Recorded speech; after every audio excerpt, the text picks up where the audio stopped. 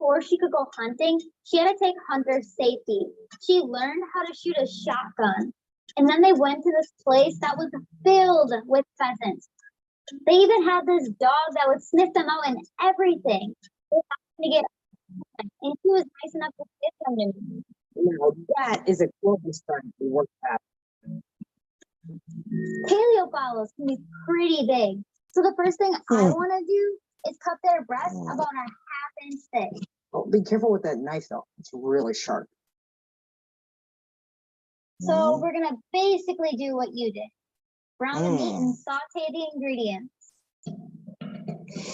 Cedric, remember? Hello. I help you, you help me. I'm going to turn off the television. Oh, where's the? Here it is.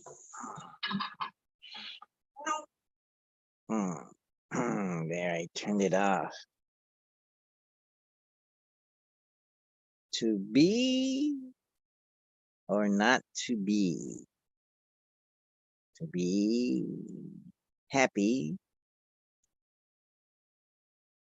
seems like a very important thing for me and you. Oh. I'm getting messages from my calendar saying it's that time again to wake up and clearly, I don't know whether to think clearly or see clearly. What is the difference between thinking clearly and seeing clearly? It seems to me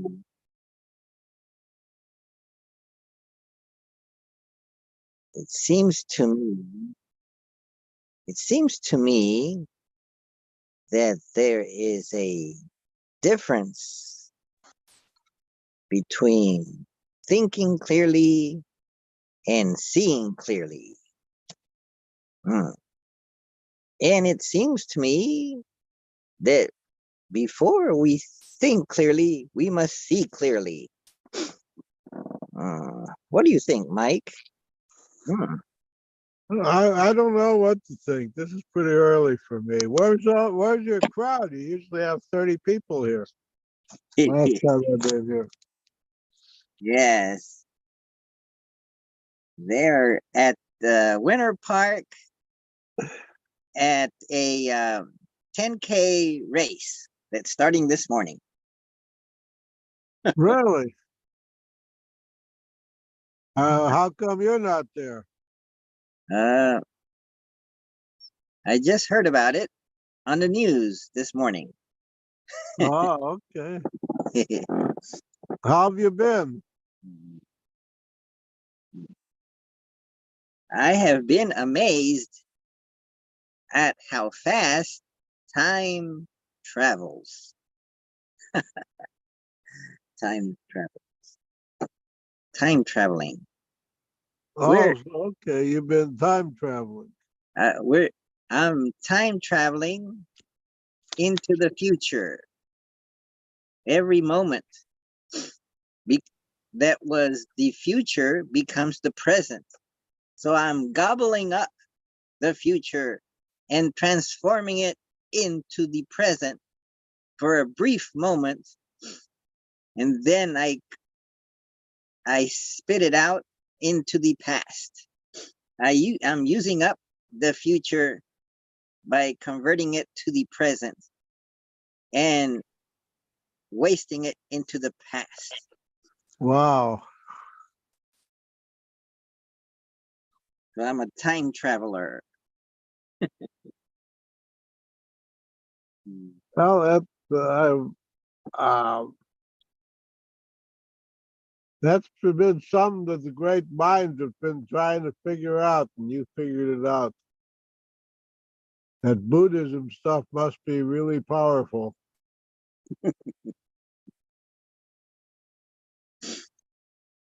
Yes, but I can't seem to remember my past. Hmm. Very briefly, I can I can remember or recall what happened earlier. But if I go farther back, I recall less. Oh, my mother has Alzheimer's, and after a few minutes, she forgets what what what was what she just did. So she lives in the present. That's supposed to be good, I guess. Yes. Hmm. She's only 100 years old. 100 years old. Hmm. Other than Alzheimer's, is she in pretty good shape? uh, she she is getting weaker to move around, so she needs help. Hmm.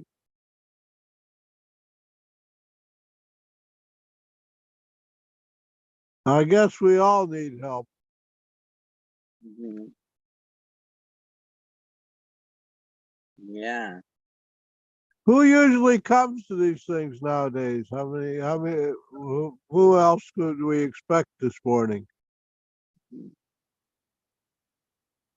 Uh, any any second now, we may have a friend from Canada, and then we may have a friend from Texas,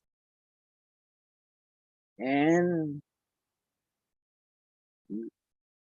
sometimes a new philosopher that just moved in, who used to live in Georgia, might drop by, and a lady from Ocala may drop by. Hmm. And the other day, Rami dropped by for a while. And you, yes, you never know who's gonna drop by. And it's a pleasant surprise that you have dropped by. Yeah, I keep intending to come each week, but I oversleep, and sometimes it's 9:30 or so, or 10 o'clock that I try, and I guess you've dissipated by that time. Oh,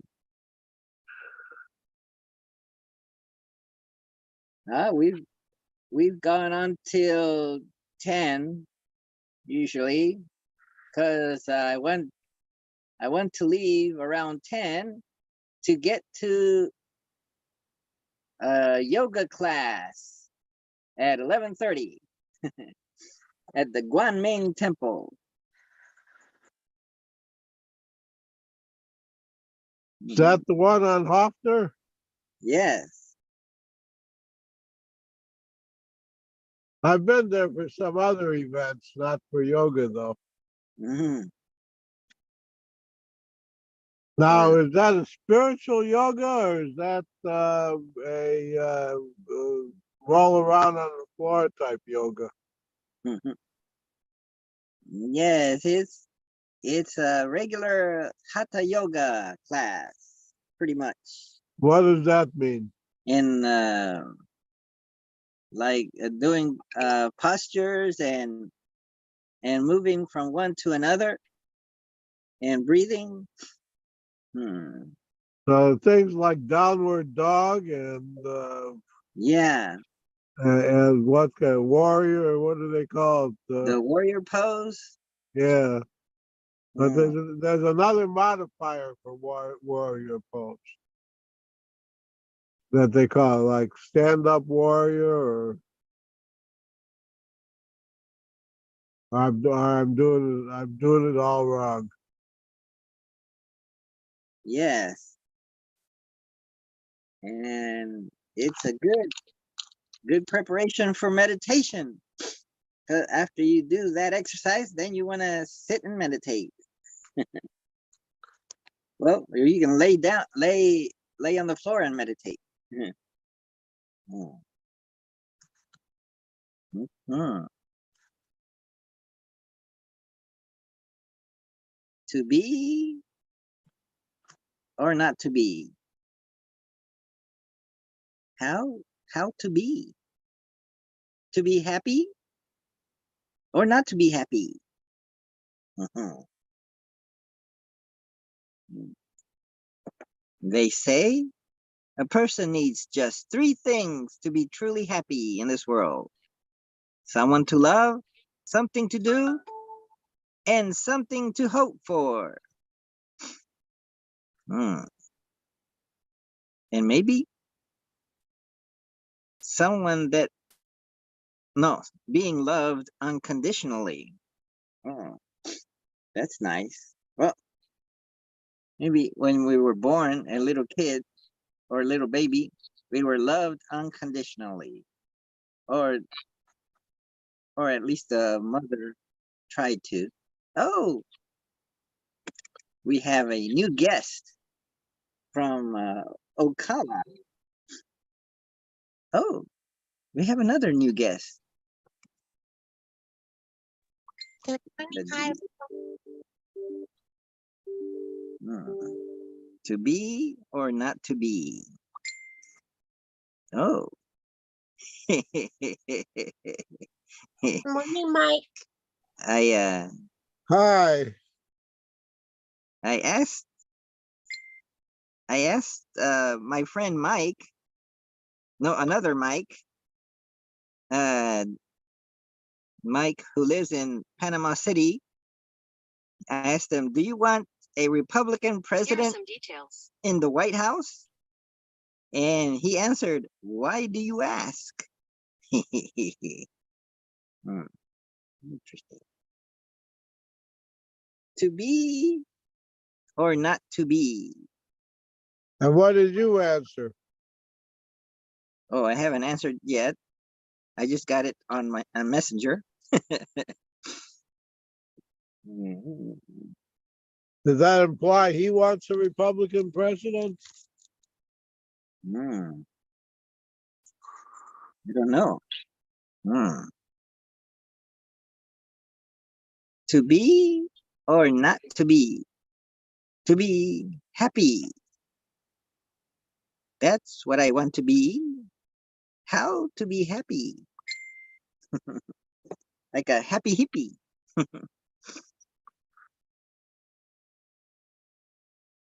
Is that going to be our topic for this morning? Hmm. Hmm. That's just something I picked up. Somebody wrote, they say a person needs just three things to be truly happy in this world: someone to love, something to do, and something to hope for. But then he said, I would say there's one more: being loved unconditionally. And if you are unsure of this, know that you are loved unconditionally, my friend, and I am here for you.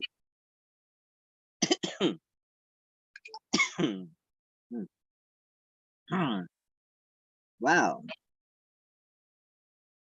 Can can you love someone unconditionally? Wow. Can we love each other unconditionally? I mean, we could pretend to or try to. I don't know. Hmm.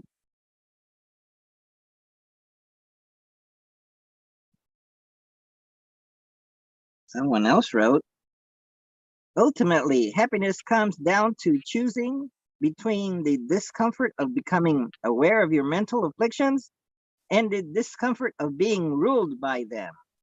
So let's see. There's the discomfort of becoming aware of your mental afflictions. Oh, what is mental afflictions? Anger, jealousy, things like that.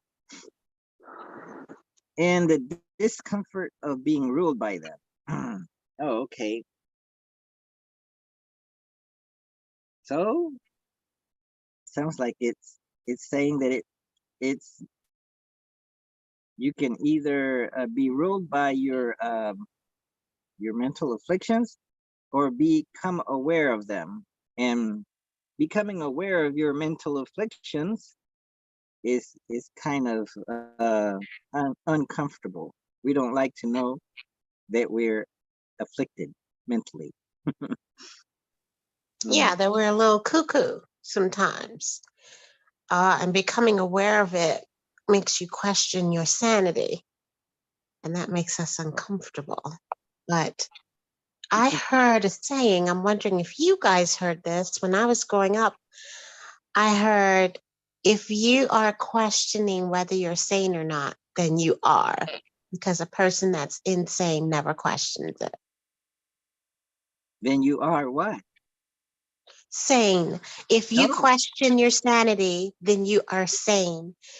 Because a person who is insane never questions his sanity. He never looks into himself and wonders. He never looks at the state of his mind. So I better start questioning my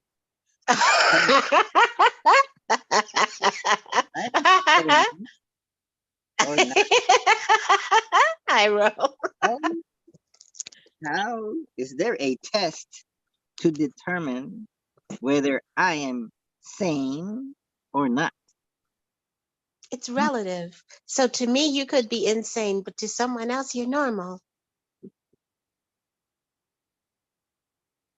So I should try to hang around people that think I am insane. That way I can question whether I'm sane or not. Because if I hang around people that think I'm sane, then I'll never question whether I'm sane. I think actually it doesn't matter what other people think. It actually only matters what we think. So I think the point is that we should examine ourselves regularly. And having these kinds of conversations helps a little bit, because I think those who are able to have conversations and hear other points of views and embody those points of views without reacting or being negative or aggressive, those kinds of people are able to more easily examine themselves, I believe. But you remember that one day we had that guy come into the meeting early, and then all he wanted to do was attack you, Mm, and then he left after he said yeah, everything he had to say. He was angry, and then he left. yes, I tried to reach him through Meetup and ask and get him to see and what are your requirements for you to to have a meeting? And he had all these requirements because he thinks of himself as a great philosopher and he has high goals, high what is it, high hmm yeah, Expectations? expectations of what is to philosophize and all that. So we were below uh his expectations, so he like Wow, I feel happy about that. I What's haven't on your mind, Mike? Sorn? Hi,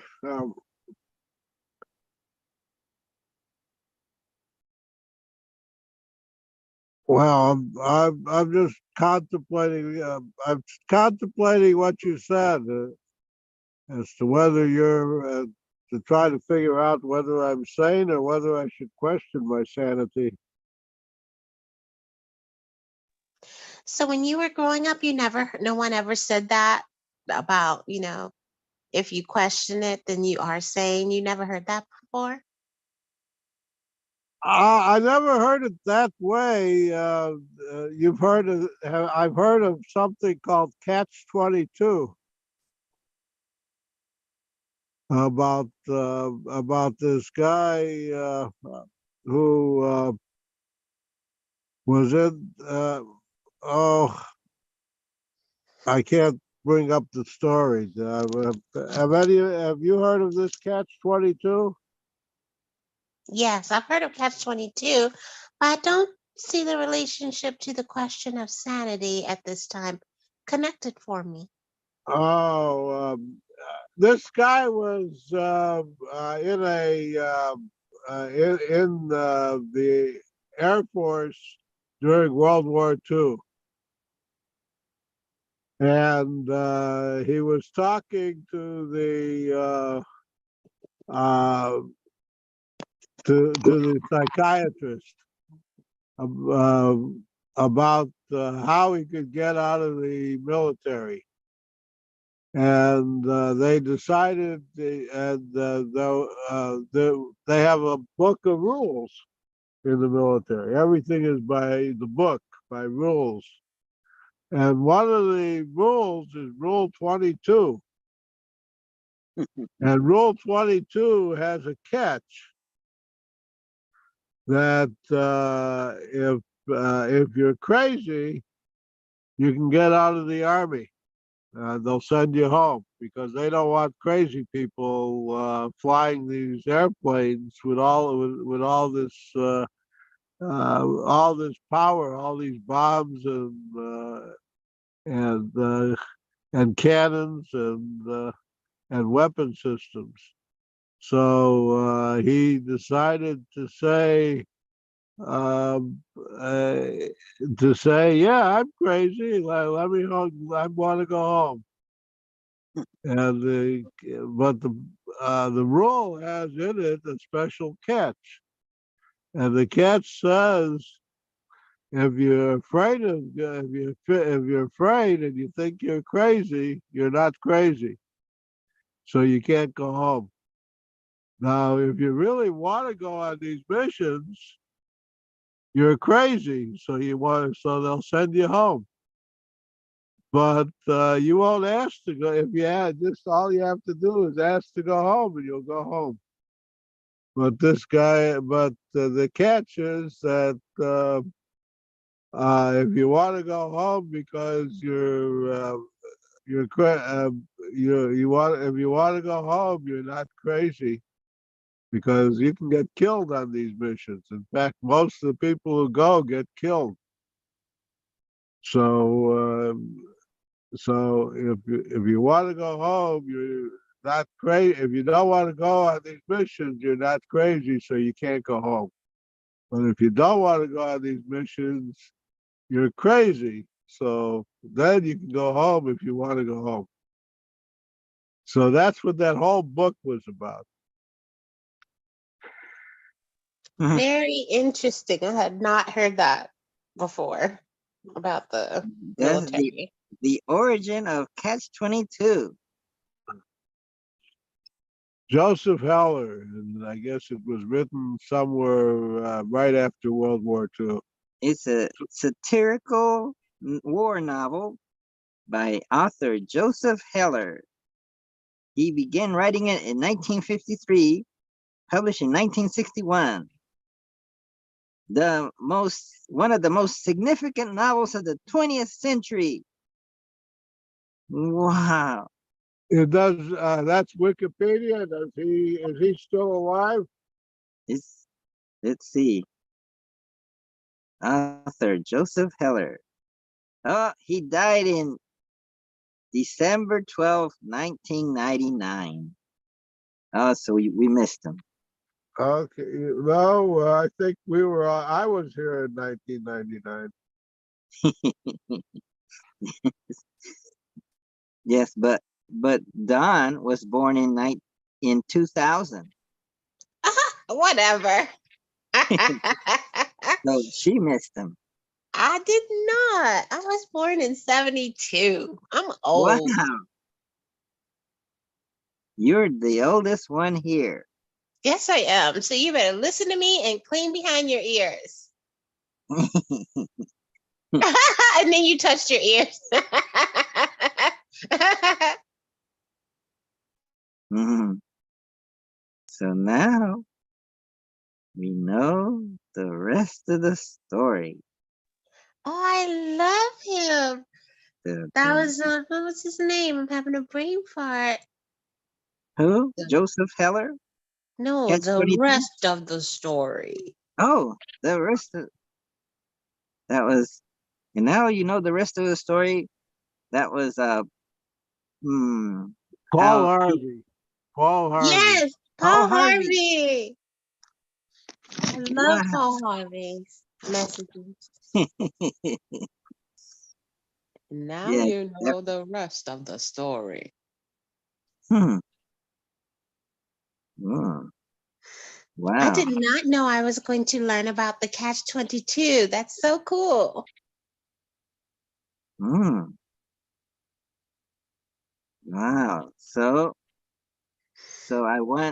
he wanted to get out of the military, but he was in a catch 22 because if he says he wants to get out by saying he's crazy, then he must not be crazy, right? Because he just wants to get out. So he's trying to use that rule number 22 to get out. Hmm. But if he says he is not crazy and he doesn't want to, and he wants to go and fight, then he must be crazy. Hmm. The If one is crazy, one does not have to fly missions,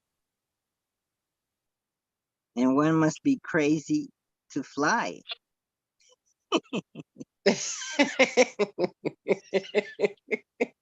Sounds like real life to me. So if one is really crazy, they say, man, he is really crazy, so we shouldn't let him fly. Because,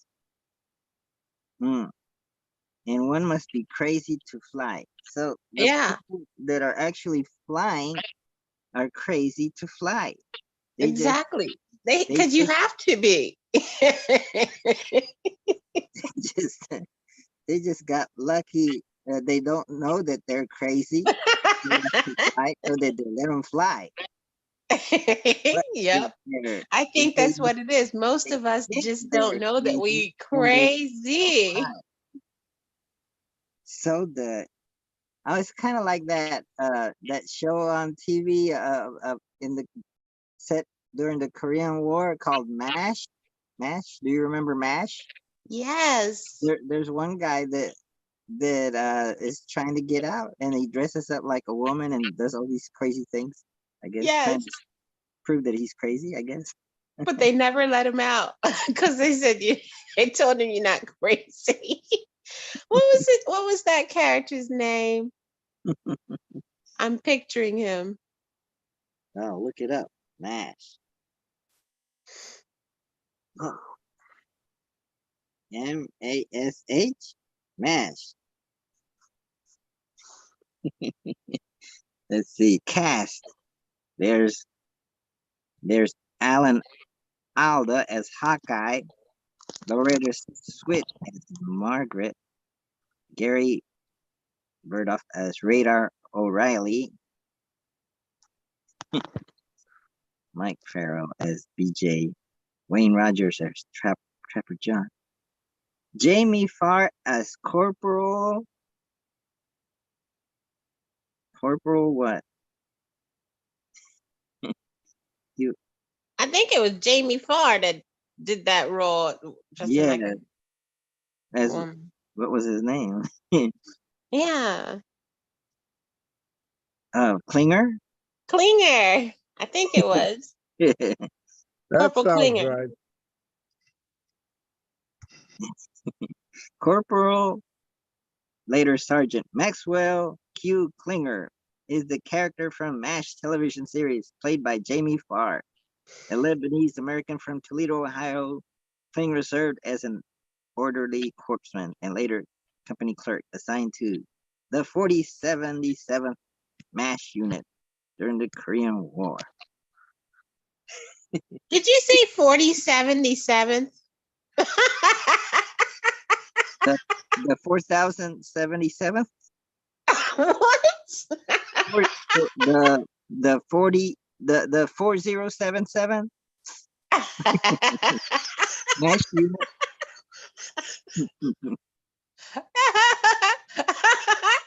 He said 4077. Cute. 4077. Yes. It just sounded funny when I heard that. 4077. Yeah. How does one read it? 4077? I don't know. Just sounded funny when I heard it. 4077th MASH unit. Hmm. Yeah, Hmm. there's a picture. 4077. Huh? There's a picture of him here, all dressed up in a in various. There's pictures on the internet. If you switch to images of him all dressed up in these special poses, Oh, All he right, dressed up good. like a like nurse, pinup girl poses. like a woman nurse. He dressed up. Hmm. So now we know the rest of the story about MASH and Klinger. Hmm.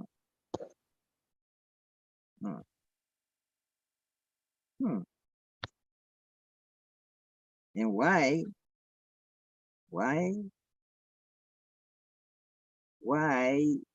are we in a catch-22 situation? Oh, There's a picture of Jamie Farr, and he's in a pink outfit and white shoes and those hairy legs. That's cracking me up. oh, do you want to share on the screen? You can hit Let's see. share button. I think I have to download the picture. I don't know how to do it, but I will learn how to do it. But all of these, I'm glad you mentioned it, Mike, because all these pictures are hilarious. He's so funny. Where did he get all those clothes?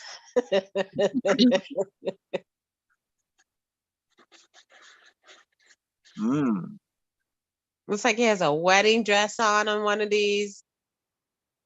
It's ridiculous. It's a hilarious show. You know, when I was a Oh, kid, he I is did not. he Uh-huh. was he was continually attempting to gain Section 8 psychiatric discharge from the army by habitually wearing women's clothes, engaging in other crazy stunts. Hmm.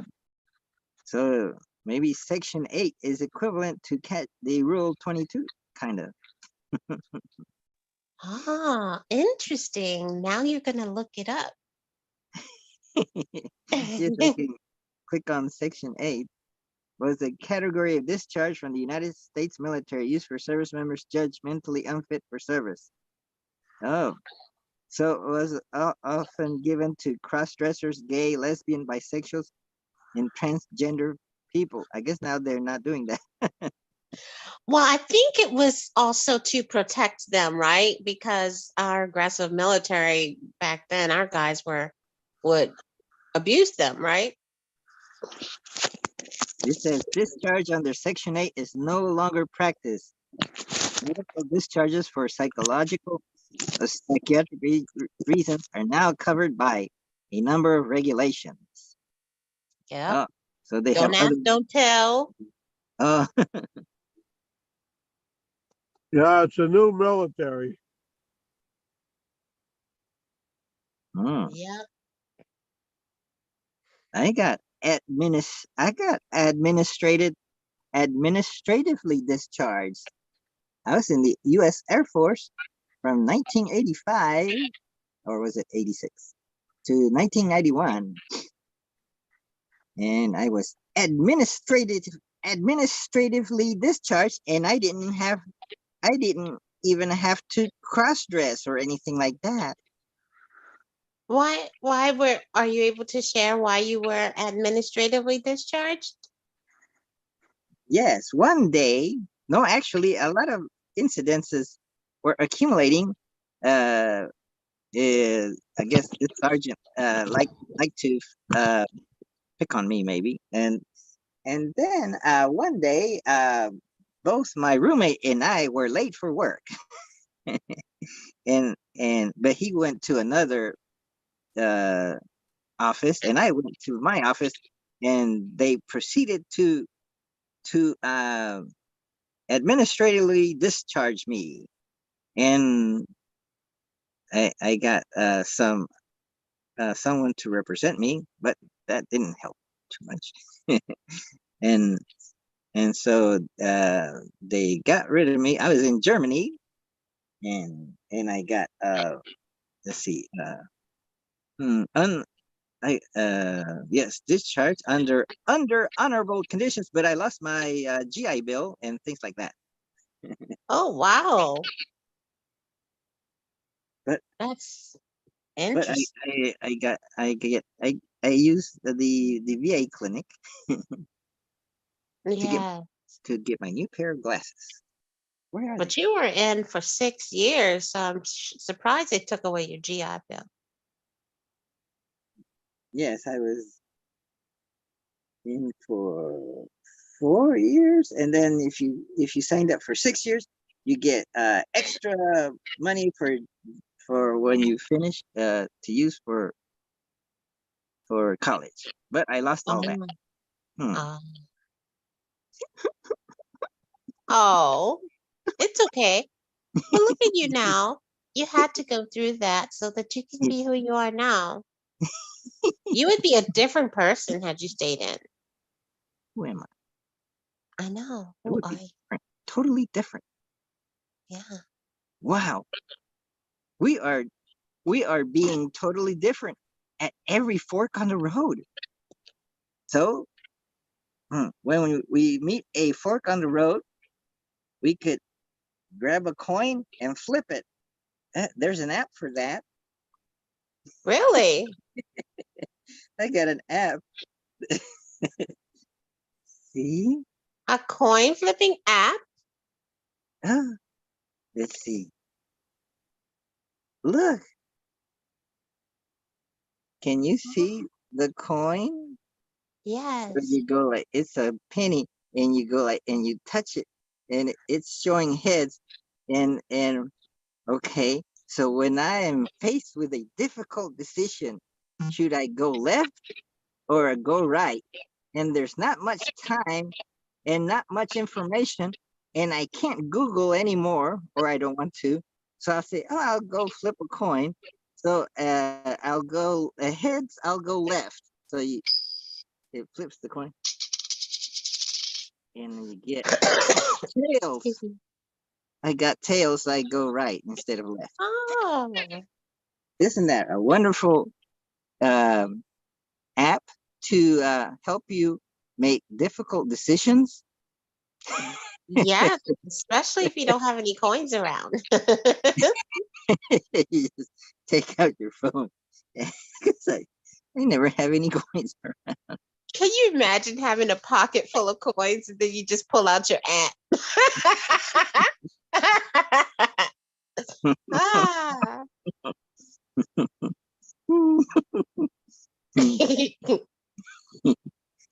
and on the other phone, I have an even more sophisticated app because you can choose the kind of coin you want to use. It's got all the nations of the world. You can choose a coin from Colombia, a coin from Korea, or whatever. Ah, we humans, we are so silly.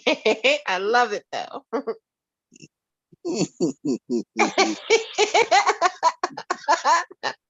Ah. Mhm. So what have we learned today? Mike, can you give us a summary of what we learned already this morning? Um, I think it'd take the rest of the meeting to describe what we learned. The meaning of life. He might have to describe how crazy I am. That would be good because then I would be assured of that wait a minute. Is there a difference between being sane and being crazy? Hmm.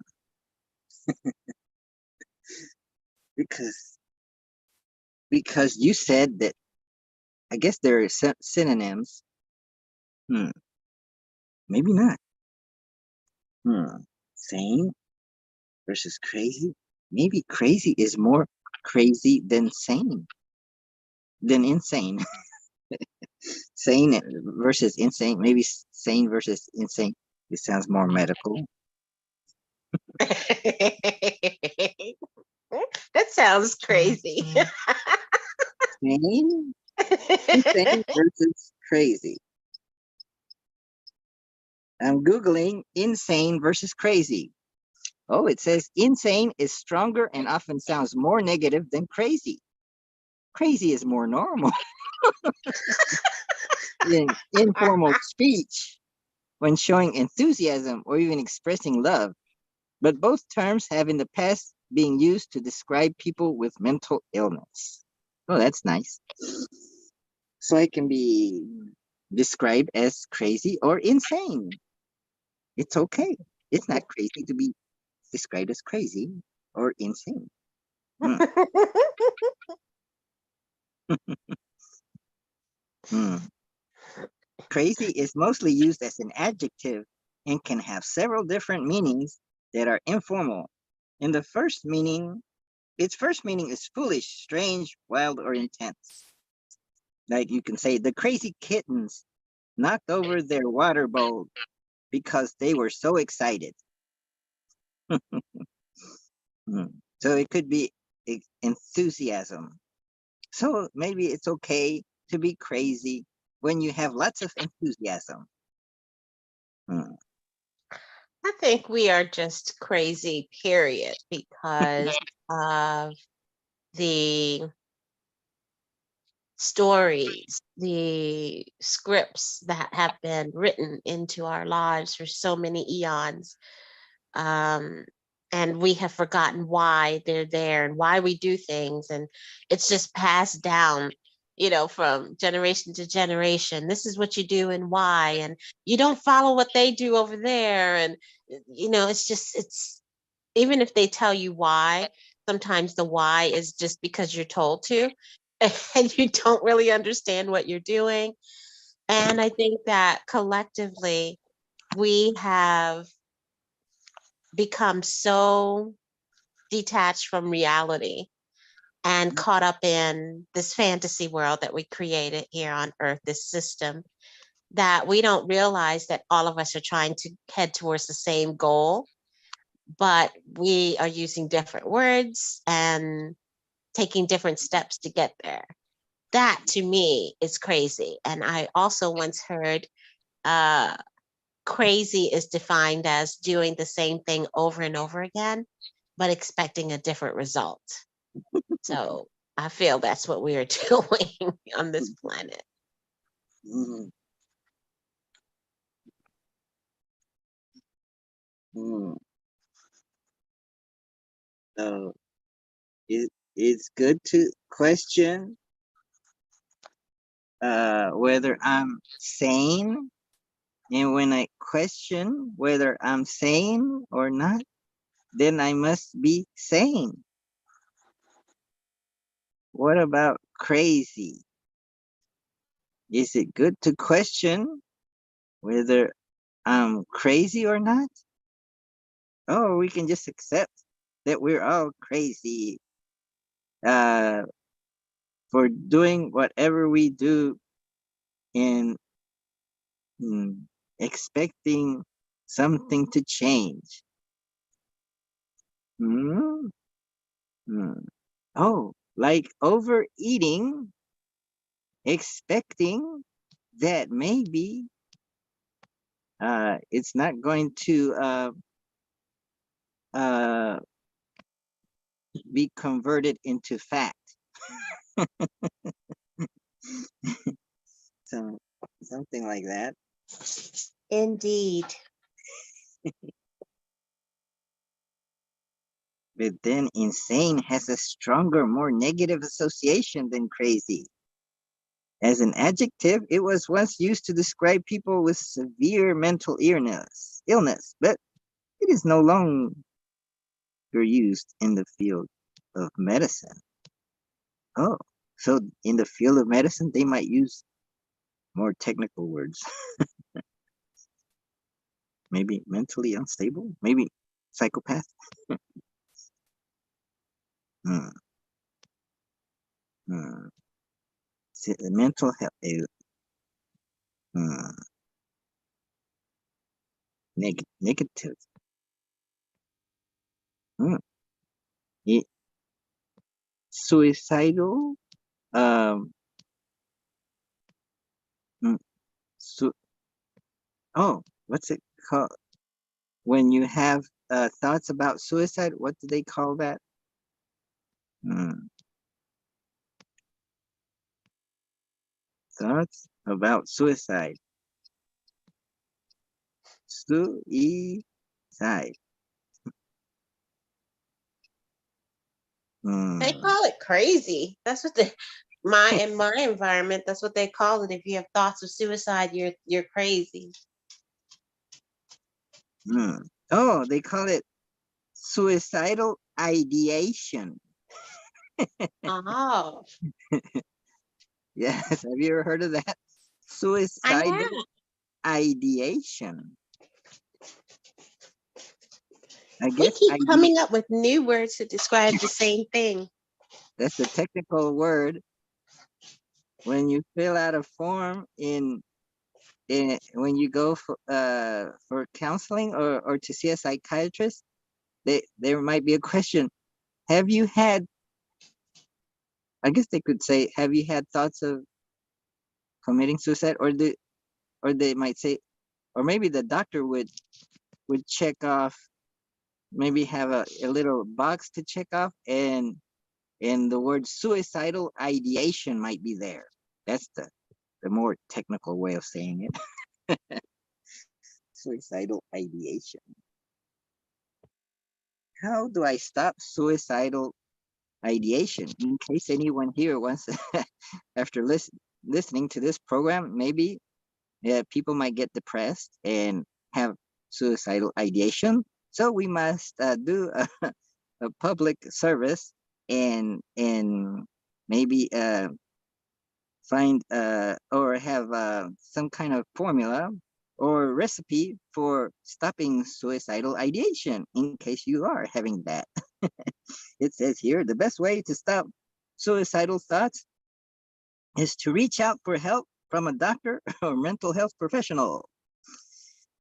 But if that feels overwhelming, start by reaching out to a trusted friend, family member, or another person you feel safe talking to. Okay, so if you are having suicidal ideation after watching this or being here listening to this or any participants, then uh call 1-800, no, call 407-486-8642. That happens to be the the Zoom ID for this Zoom meeting.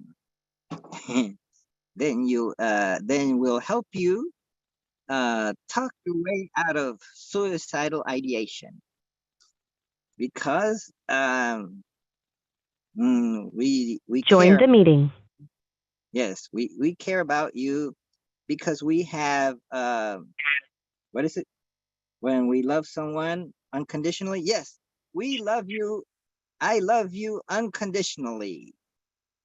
Well, maybe we'll, or I wish I could actually, or it maybe fake it till you make it. So I'm going to fake that I love you unconditionally, and then maybe in the far future, I'll be able to love you unconditionally. Is it possible to love someone unconditionally? Or I maybe Dawn loves her dog unconditionally. Or your loved ones, you may love them unconditionally up to a point when until they're misbehaving, then you need to straighten them out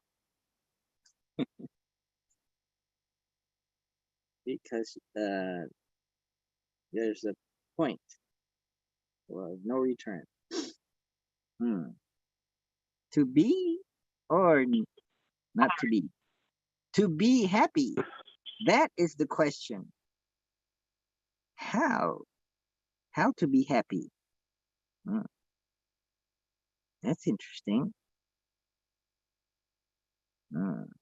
Oh, I was thinking about what fulfills you. Maybe by having something that fulfills you, then you feel fulfilled. And by being fulfilled, then you you seem to be happy. So what is it that fulfills someone? Hmm. Hmm.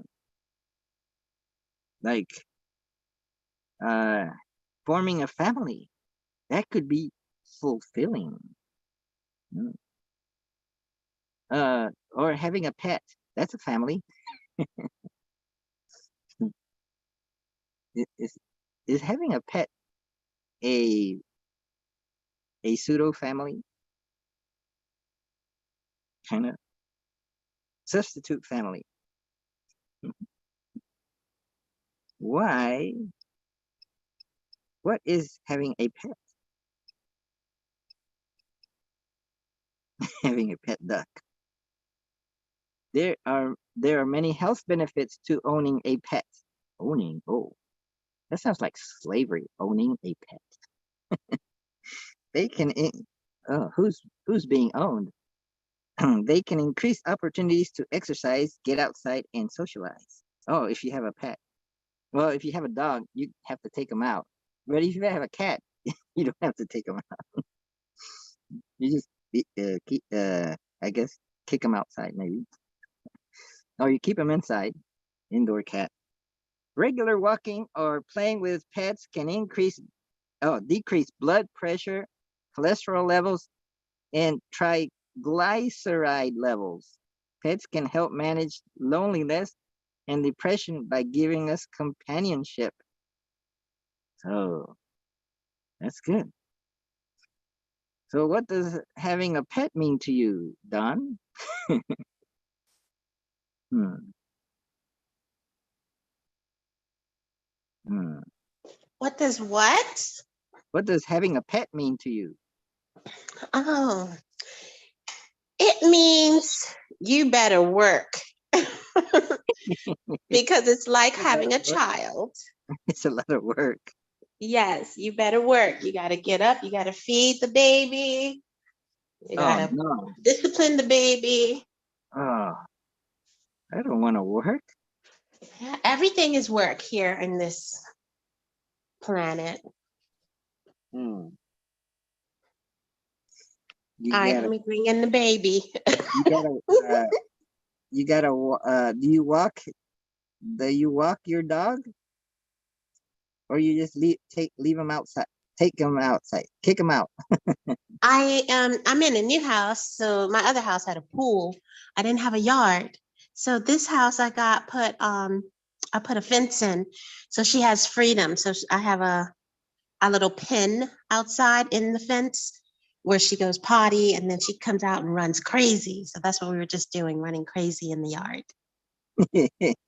Speaking of crazy, but then I just see that Dom put in the chat exactly what I said. Good morning, Dom. Let's see what he put. Oh, oh, oh. Oh, insanity is doing the same thing over and over and expecting different results. Oh, I'm doing it over and over. I'm doing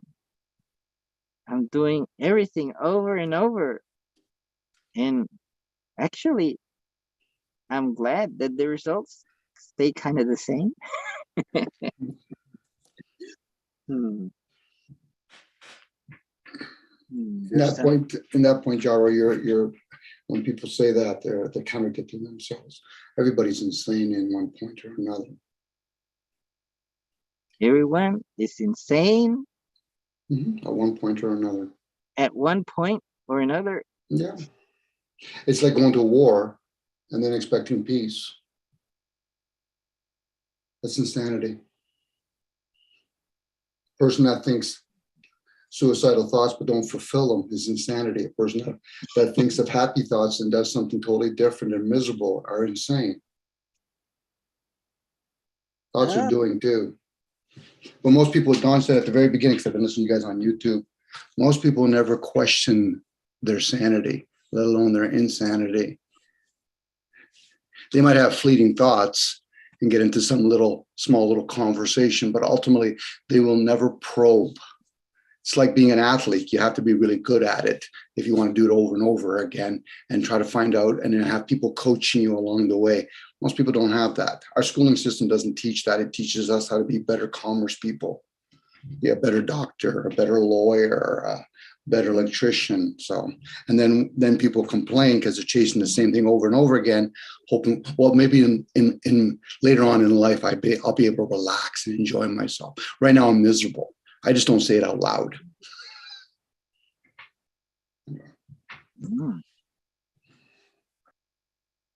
What about the person with suicidal ideation?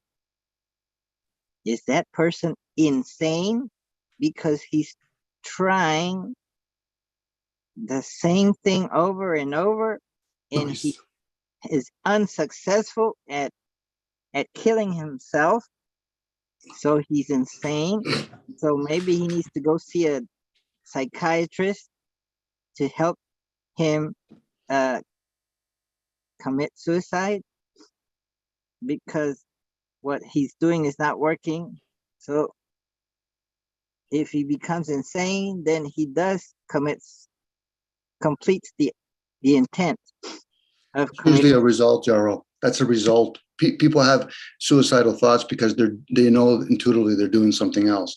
Change the word to suicide thoughts to happy thoughts. It's the same idea. Usually what's happening is there's a part of them that knows on the doing part, because remember, I'm talking about a thought. You're also talking about a thought when you say to be happy. That's a thought. If you're actually being happy, you're not talking about it anymore. It's like when people talk about morality. If you're talking about it, you're not doing it. You're intellectualizing it. So a person that's thinking of suicides, more times than not, they're intellectualizing it. The ones that fulfill it, if you really got to talk to them, the majority of them, if there's possible talking to them, they're doing it. They've done it. Forget about doing it. They've done it. No different people that are happy. This is why people don't realize the insanity is a very fine line. People that hear about other people talking about suicide thoughts, you just have to hear about other people that openly talk about, I want to be happy. I want to be happy. Okay, so how about you just do it? You know, this is why when I hear other people, I'll theorize something. Well, Dom, how do we practically apply it? I said, the fact that you got to ask me, you're not in that position. I am actually here to theorize about things. I'm not here about talking about doing electrical work. I would be doing electrical work. Now, if somebody said, well, Don, but I want to learn, I said, then you'd have to ask me if I want to be your teacher or I want you as an apprentice. Because a lot of times we learn by watching others. That's how the apprenticeship was always done in the past. Come, hey, go see your father down at the end of the farm there. Why? He's going to show you by example what it is to milk a cow. And then there's some kids, they want to intellectualize it and they want to be able to hear it in voice. So when you hear about somebody having suicide thoughts, it'll be no different me having a conversation with you, Jaro, and you want to have happy thoughts or talk about having happy thoughts. It's the same idea. But if you're doing it, then how would you explain it if I just wanted to see it? See, doing is something you observe with your senses. Talking about after, it's like talking about the truth. Truth is not in a written form. You still have to question it because that's just a written information. That's not the truth. Anyway. Let's do happy. Let's not think about wanting to be happy. Let's do happy. Okay, so you go to work. Let's say everybody goes to work and the same result is you earn fiat currency. Don't worry, be happy. Again, that's a statement. That's like saying, don't be happy, worry. Those are, again, in form of insanity is going to work for the same result, fiat currency. That is a form of insanity. So we need to quiet the mind and eliminate the wants to be happy. When all wanting has ceased, then happiness, the water of happiness can flow in and we'll be fulfilled. So let's be quiet and let happiness go in. Who's speaking, Jaro? Who's speaking when you say quiet the mind opposed to observing the mind? Who do you think is the one that said it? Are you reacting? Is that your ego? Because you should be observing the mind. It's almost like it's its own intelligent. The ego is trying to direct the rest of the functions to do something that will accomplish an end, but that sets us up again for failure because we have a goal to meet. And then there's obstacles in getting there, like other thoughts. It could be success, Jaro. Jaro, your ego could guide you to success, but the question that you've been asking for numerous of weeks, would it still make you happy? There's a lot of people that are very successful in their accomplishments, but they're not happy. So the ego, the way I can describe the ego, the best I can describe it for me, that's the child in the family. It has to know its place. But for most people, that's what's running their life. I don't give a damn if you're 80 years old, it's still running your life. You should be able to question that. As the adult, if you become the adult, you should be able to question, is my child knowing how to respect me, let alone others? You know, to think always negative and then think by perpetual. Go ahead. What if the child that you are identifying as the ego, who is identifying what as that, what if that is identifying is also the ego? That's why you have to question it. That now you're on a fool's errand, fool's journey, because then you have to start questioning, who am I? Am I experiencing thoughts? Am I the thoughts? Am I experiencing the vessel? Am I having? Most people aren't going to pursue that because they've been conditioned from the day they were fucking born. And if they don't question that, they're going to have these intellectual conversations, and that's it. So people have to come to their level of awareness. Okay, we'll have an intellectual conversation. Well, Dom, you don't understand. I said, yes, I'm not here to understand that. That's your role. Same with discernment. To know something is something you can learn in 70 years and not fucking understand any of that. And just use a bunch of words to disguise it. You'll know yourself when you put yourself in that position of meditation, listening. Because what we're doing with each other is hearing each other. But when people say, well, Dominic, I'm listening to you, I said, I already know where they stand.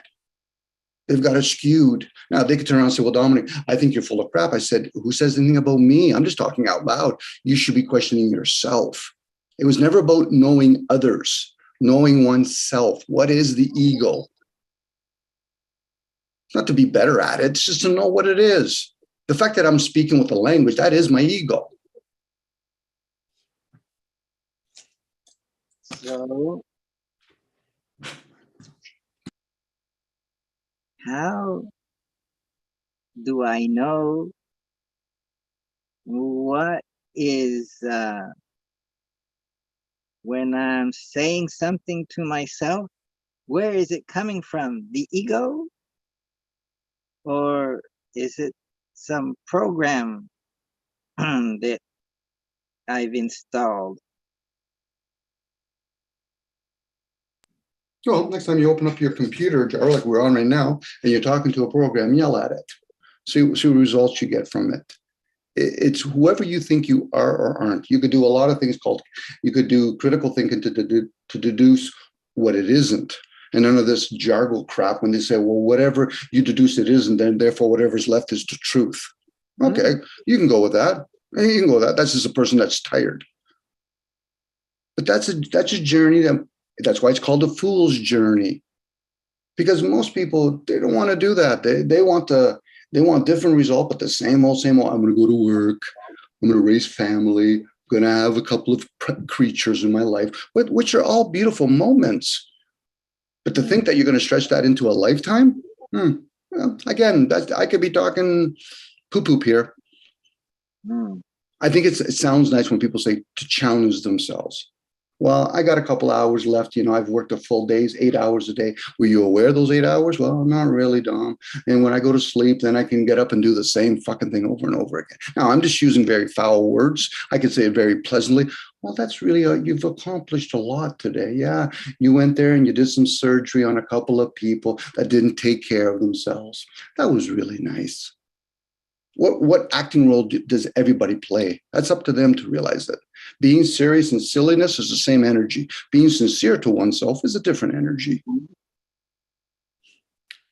That's why we have flipping up. I heard you talking about flipping a coin. Yeah, sincerity or silliness. What about when it lands on its edge? How are you going to explain that?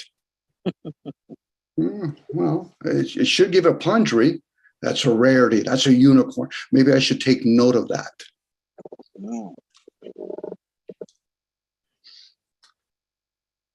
To pursue happiness is a form of insanity, especially when you realize that there's a lot of people in the world that have their own struggles. Now, people can use the quick justification by saying, well, those things shouldn't be my concern, or I shouldn't care. I'm like, but you like to reap the rewards of how a lot of other people create cars and houses and books, pet stores.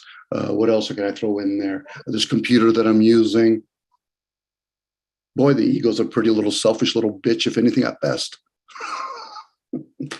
But people don't want to hear that. What they want to hear, that's why they even like reading books, because there is no energy behind those books. It's like, oh, I'm reading black and white. They want to hear motivation. How can I be better of that and less of that? But then they're not truly engaging in life.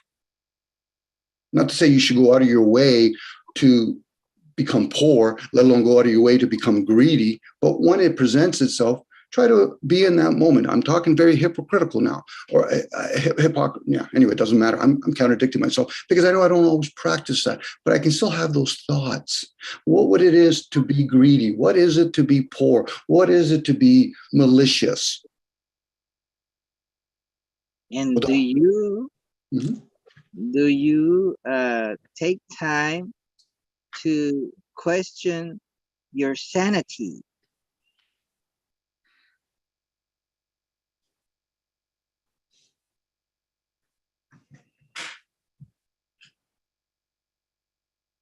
Sure. If you actually hear what I'm saying and listening from within, that is the product of me. I've questioned many things. Like, are you trying to be some sort of host here with me right now? Where I'm trying to say, you're the one that's always talking about being happy. So what do you think the nuts and bolts of that being happy? Some people think being happy is doing enough fucking weed or drinking enough or being a workaholic. That could be a form of happiness. But once you start doing it too much, now you become dependent or addicted to it. And then for some behaviors is rewarded in humanity. Other behaviors, it's gone.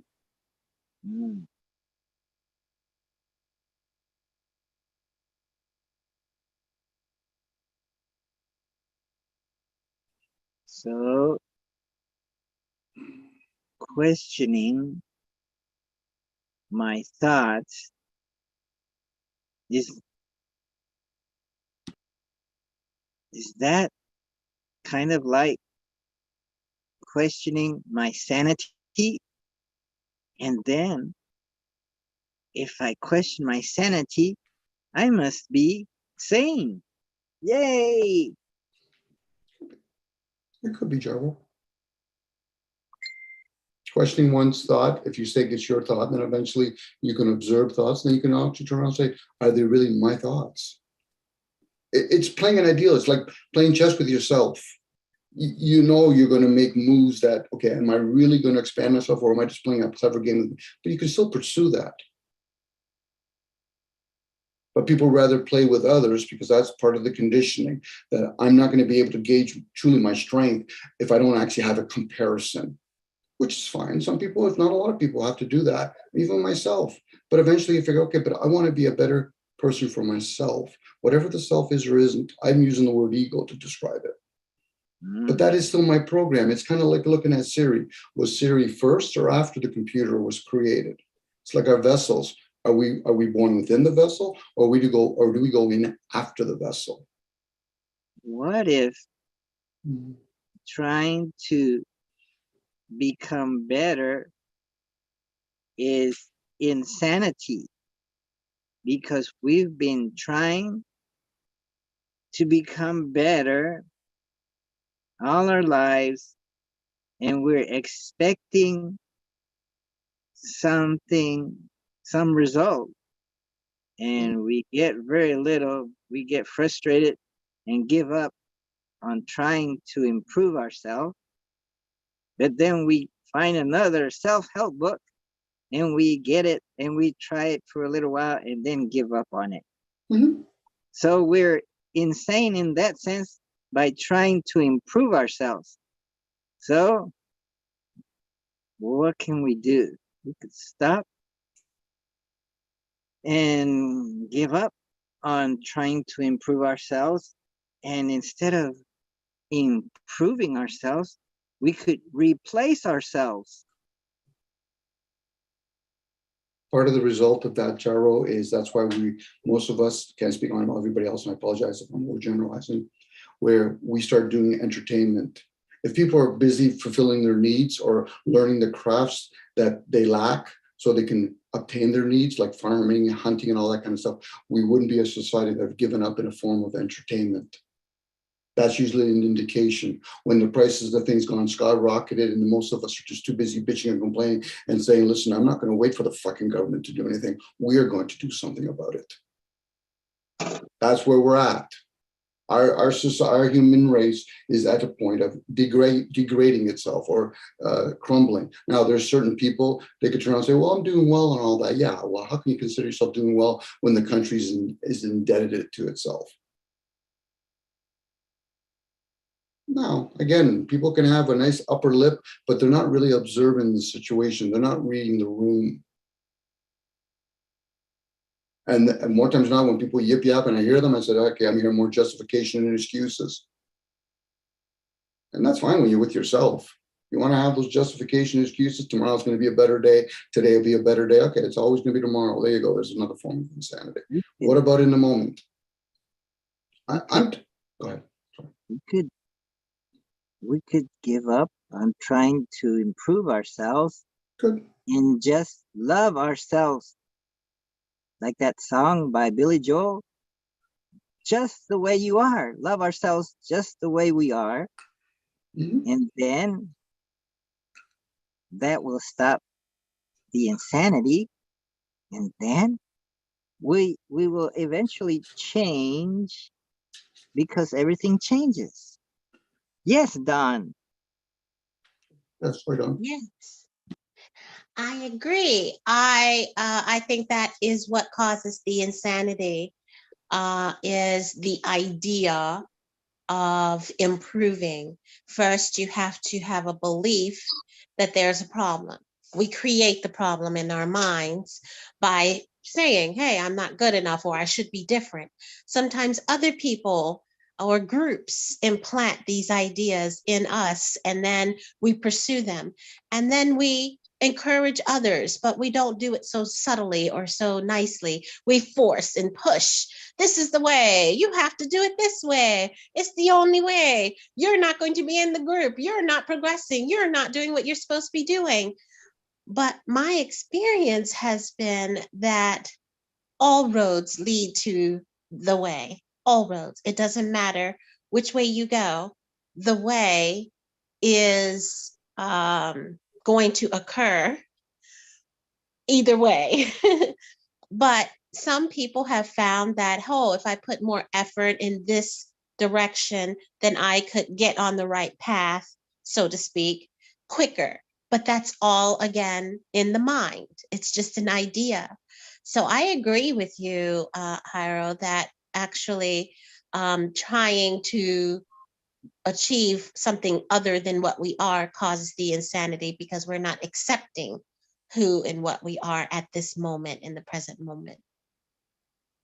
Or what if we reinvent ourselves? We have created our self-image. What if we erase our self-image and draw a new self, greater than what we imagine, with more capabilities, more power, more joy, more psychic abilities?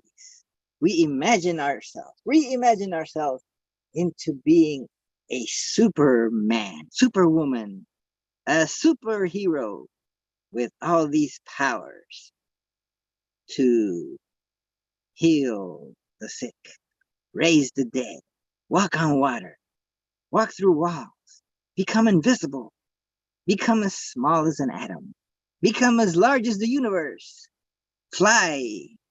All these things, we can dream about them. Right? When we go to bed, we sleep and we imagine all these crazy dreams, and we feel refreshed. We feel powerful. And when we wake up. Well, Joe, this is the part where people can try something. It's when you've actually achieved something, then the struggle comes in another area, maintaining it. You know, like to jump with a waffle to one side to another. Oh, I don't want to be sad anymore, so I'll be happy. Or I don't want to go to work, so I want to be happy. That's a with a waffle kind of person. But let's say you do get something that somebody might interpret as happiness. Now you have to talk about the maintaining part. Talking about losing weight or shedding weight, it's always a different on words.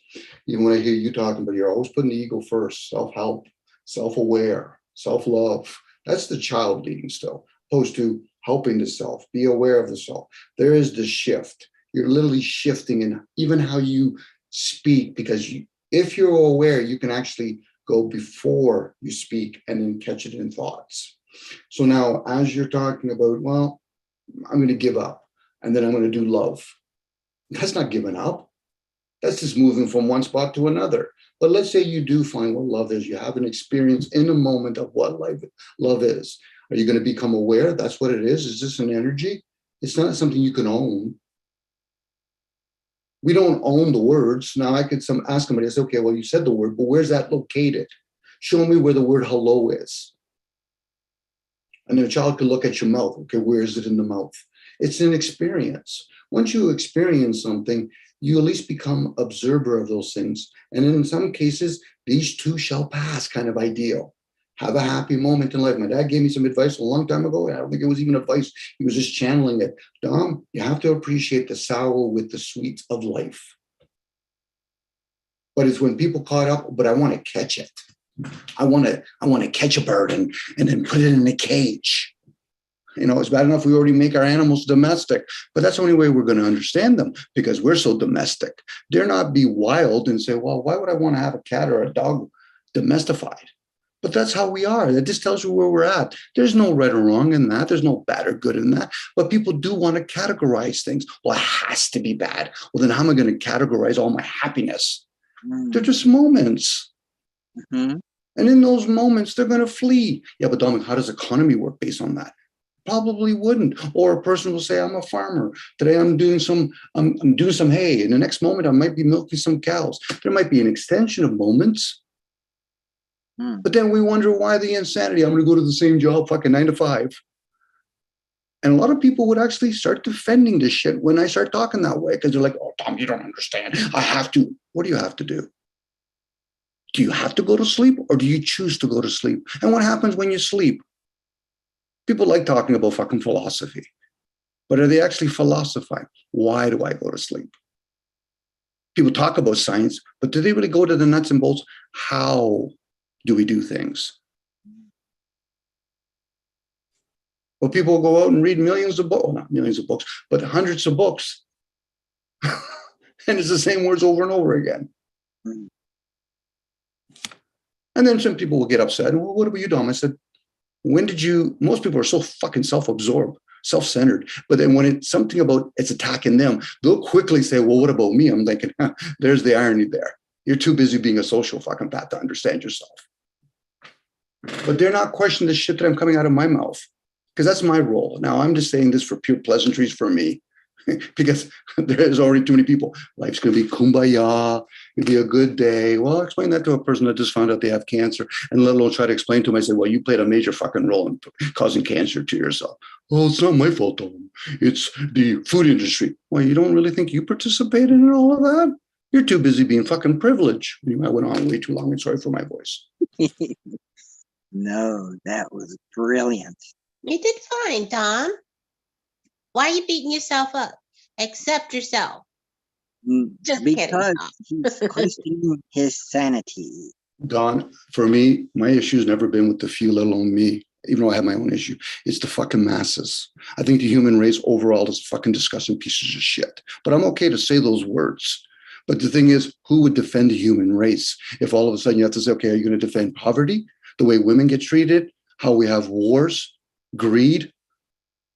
If we're really ever going to think about it, I know most people don't think this way, we're going to be a collective race. No, it's a selfish fucking endeavor, and I participated in it, and I still do. Eventually, I get tired for myself because I'm hearing these things? No. I get my frustration because I'm like, okay, Don, you want to share awareness, but how do we share it with a bunch of people that are fucking totally asleep? Now, Don, I could be way stepping over my boundary with the people that are here, but usually I'm not.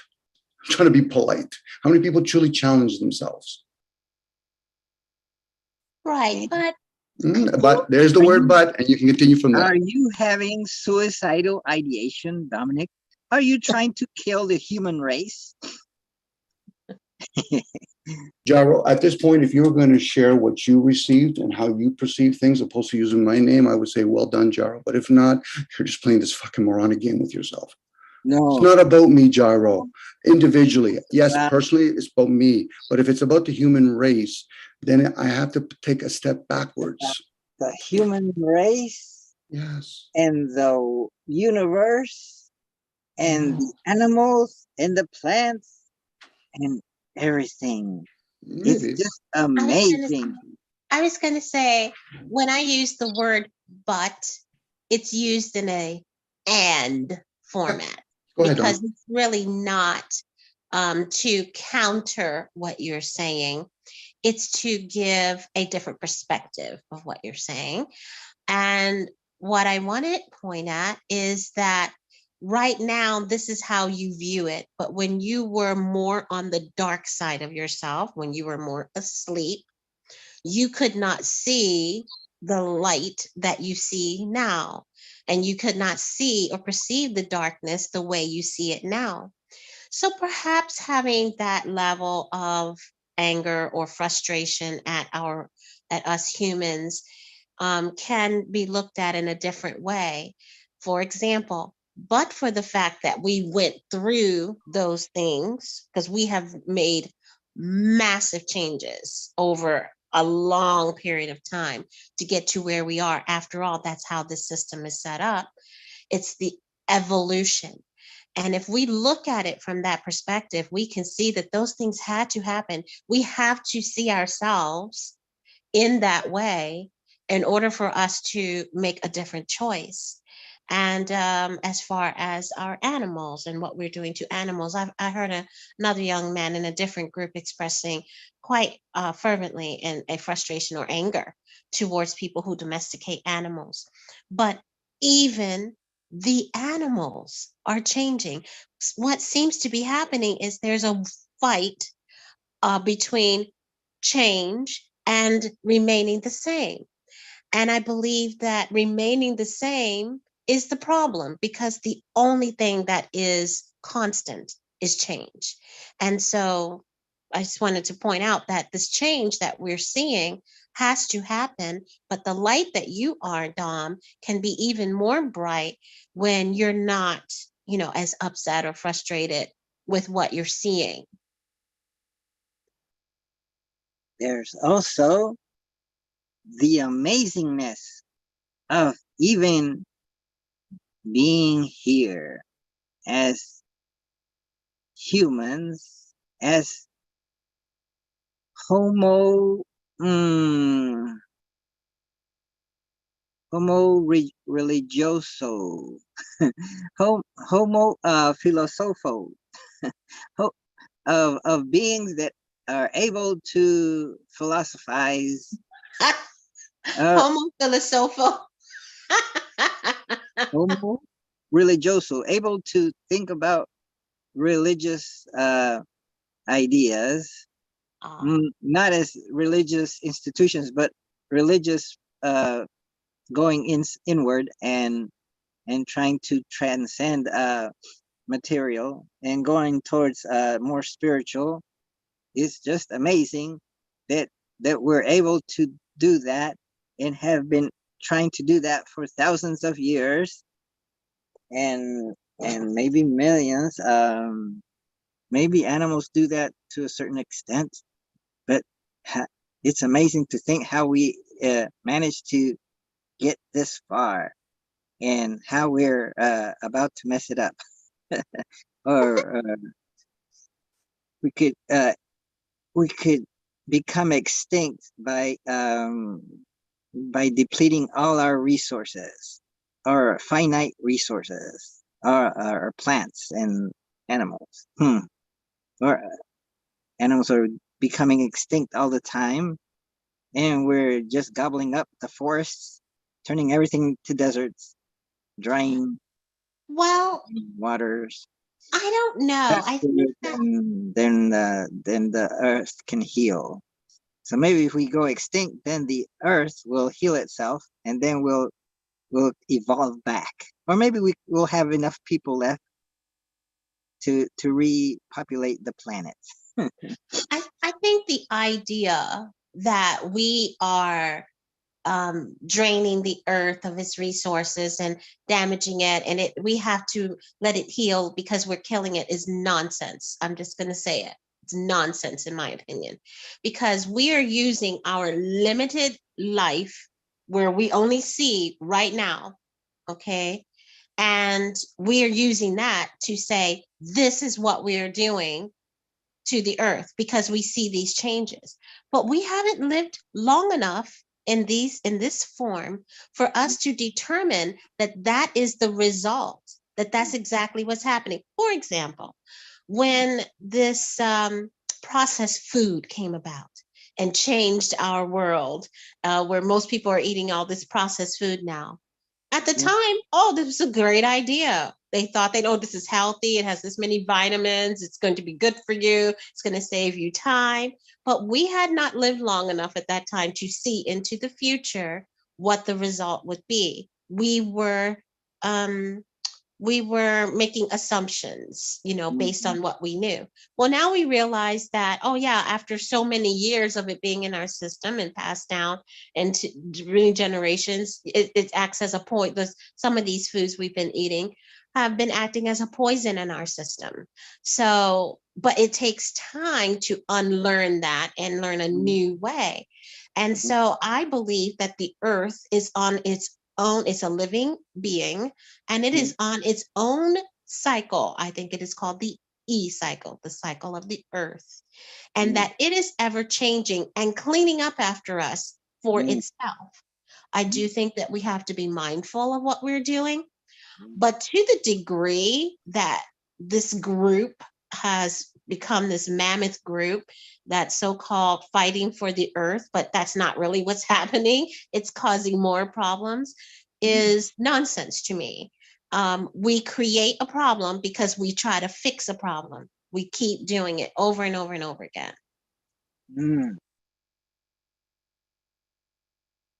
Yes. The problem exists in our minds. We Mm, keep trying to fix something. Stop it. Don't fix it.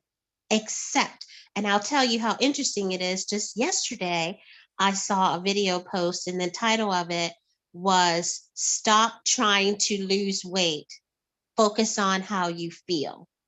mm, That's it. Stop trying to change it. Just focus on right now how you're feeling. And a change will come once you accept. And I'm a witness to that. I've experienced that over the last 3 years. mm, mm. Yes, I see it.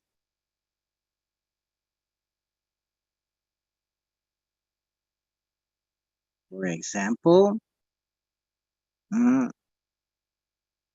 uh, eating fast foods. Mm. Uh, uh, Perhaps we're too busy to cook our own meals. Uh, so we stop at a Wawa and we order a sandwich, a hoagie, and we get it at late at night when we're hungry. Mm. Then we have nightmares when we sleep with a full stomach.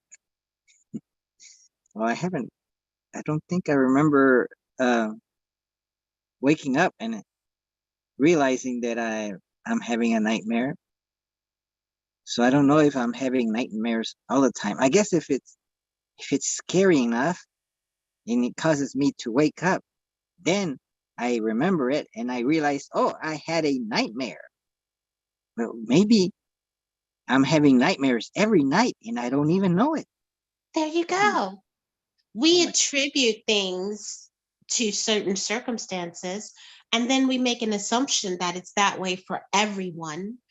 But my experience has been that we create the problem in our mind by deciding that, oh, it's a problem to stop at Wawa and get some of the processed food and eat it at night and have a full belly. But for somebody else, it's no problem at all. But we say that it is a problem because it happened to us. And then we say it's a problem for everybody else and it's got to be fixed, and then we create a war on drugs and a war on this, and then we got to fight it. But I believe Dom is correct that we should do more acceptance of what it is and not try to fix or create a problem. Being in this moment, accepting reality as it is the answer. And then even me saying, hey, this worked for me. Does that mean it's going to work for everybody else? No, but it might work for some people. And that's it. We're just sharing ideas because none of us have been here long enough to know what's going to happen. We're making assumptions. And that causes the process of evolution.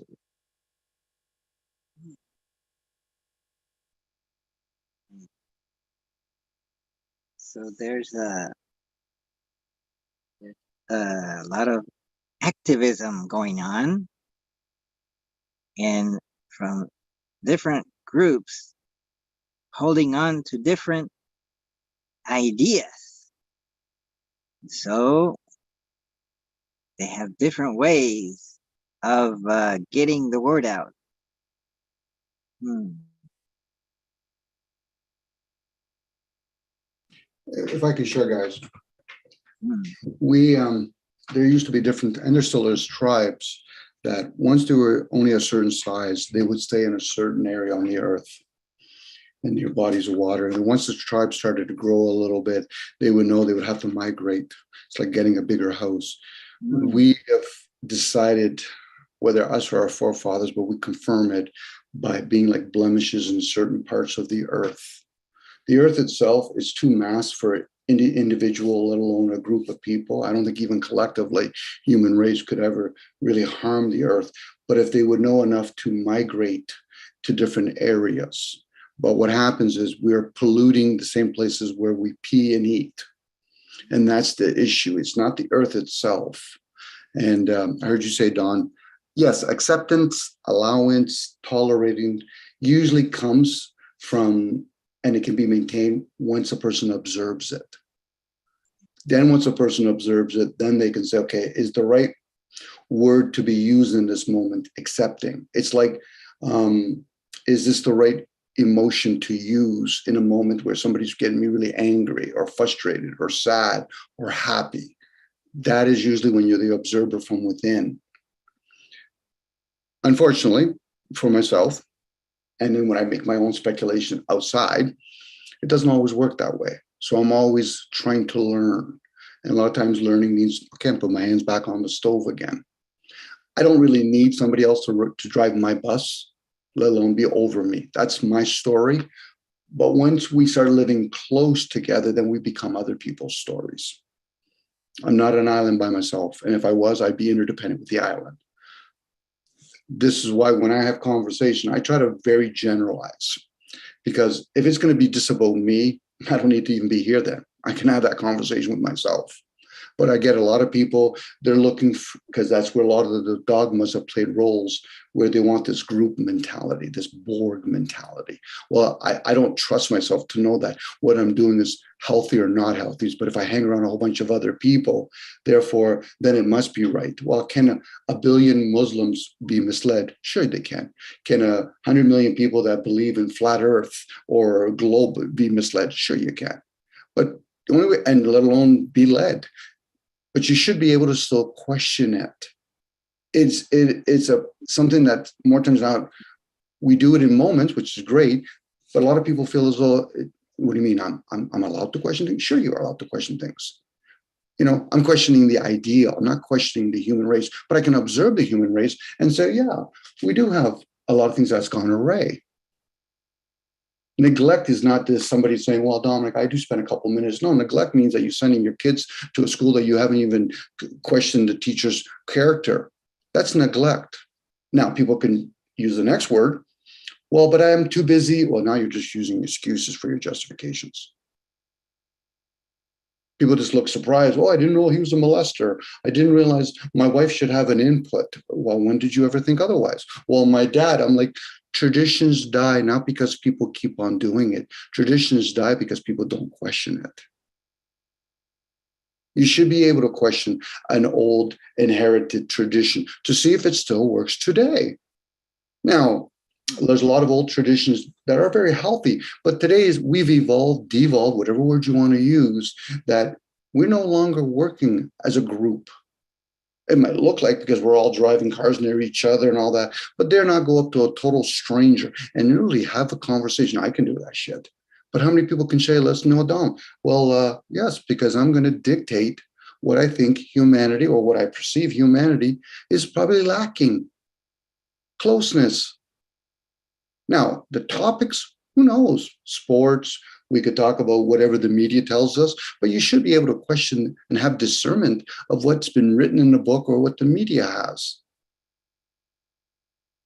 But most of us don't realize we're using justifications, excuses. Well, that's just the way it is, Dom. Okay, that's a good premise. It's like somebody saying to me, Dominic, you know, I'm going to pay you, right? I said, in my world, that's a given. But since you brought it up, sure, I have a concern. Well, Dom, I'm going to do good work. That should be a given. But is there some sort of details I'm not aware of? Is the reason why you said that? We're a bunch of children responding with other children, let alone figure out, well, what does an adult look like?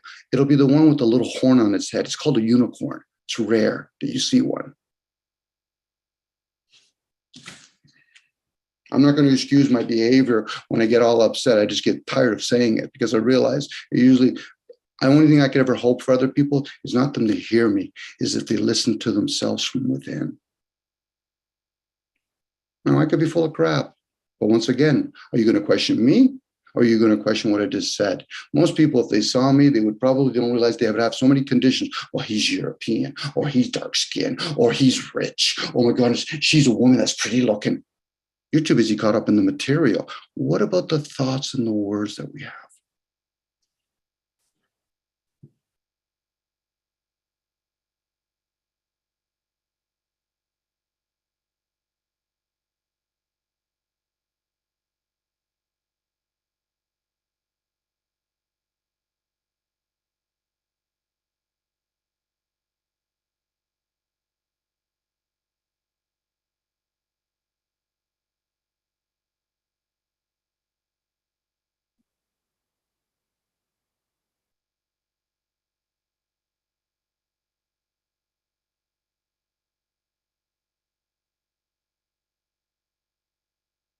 how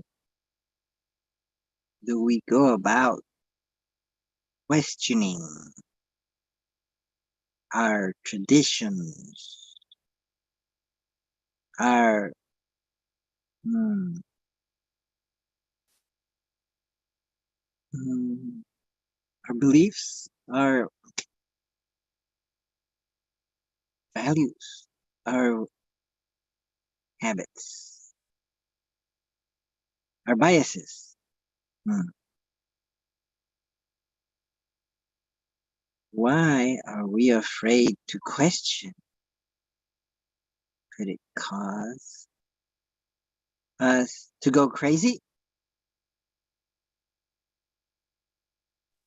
I think we're afraid to see ourselves ultimately, is what happens to for the human.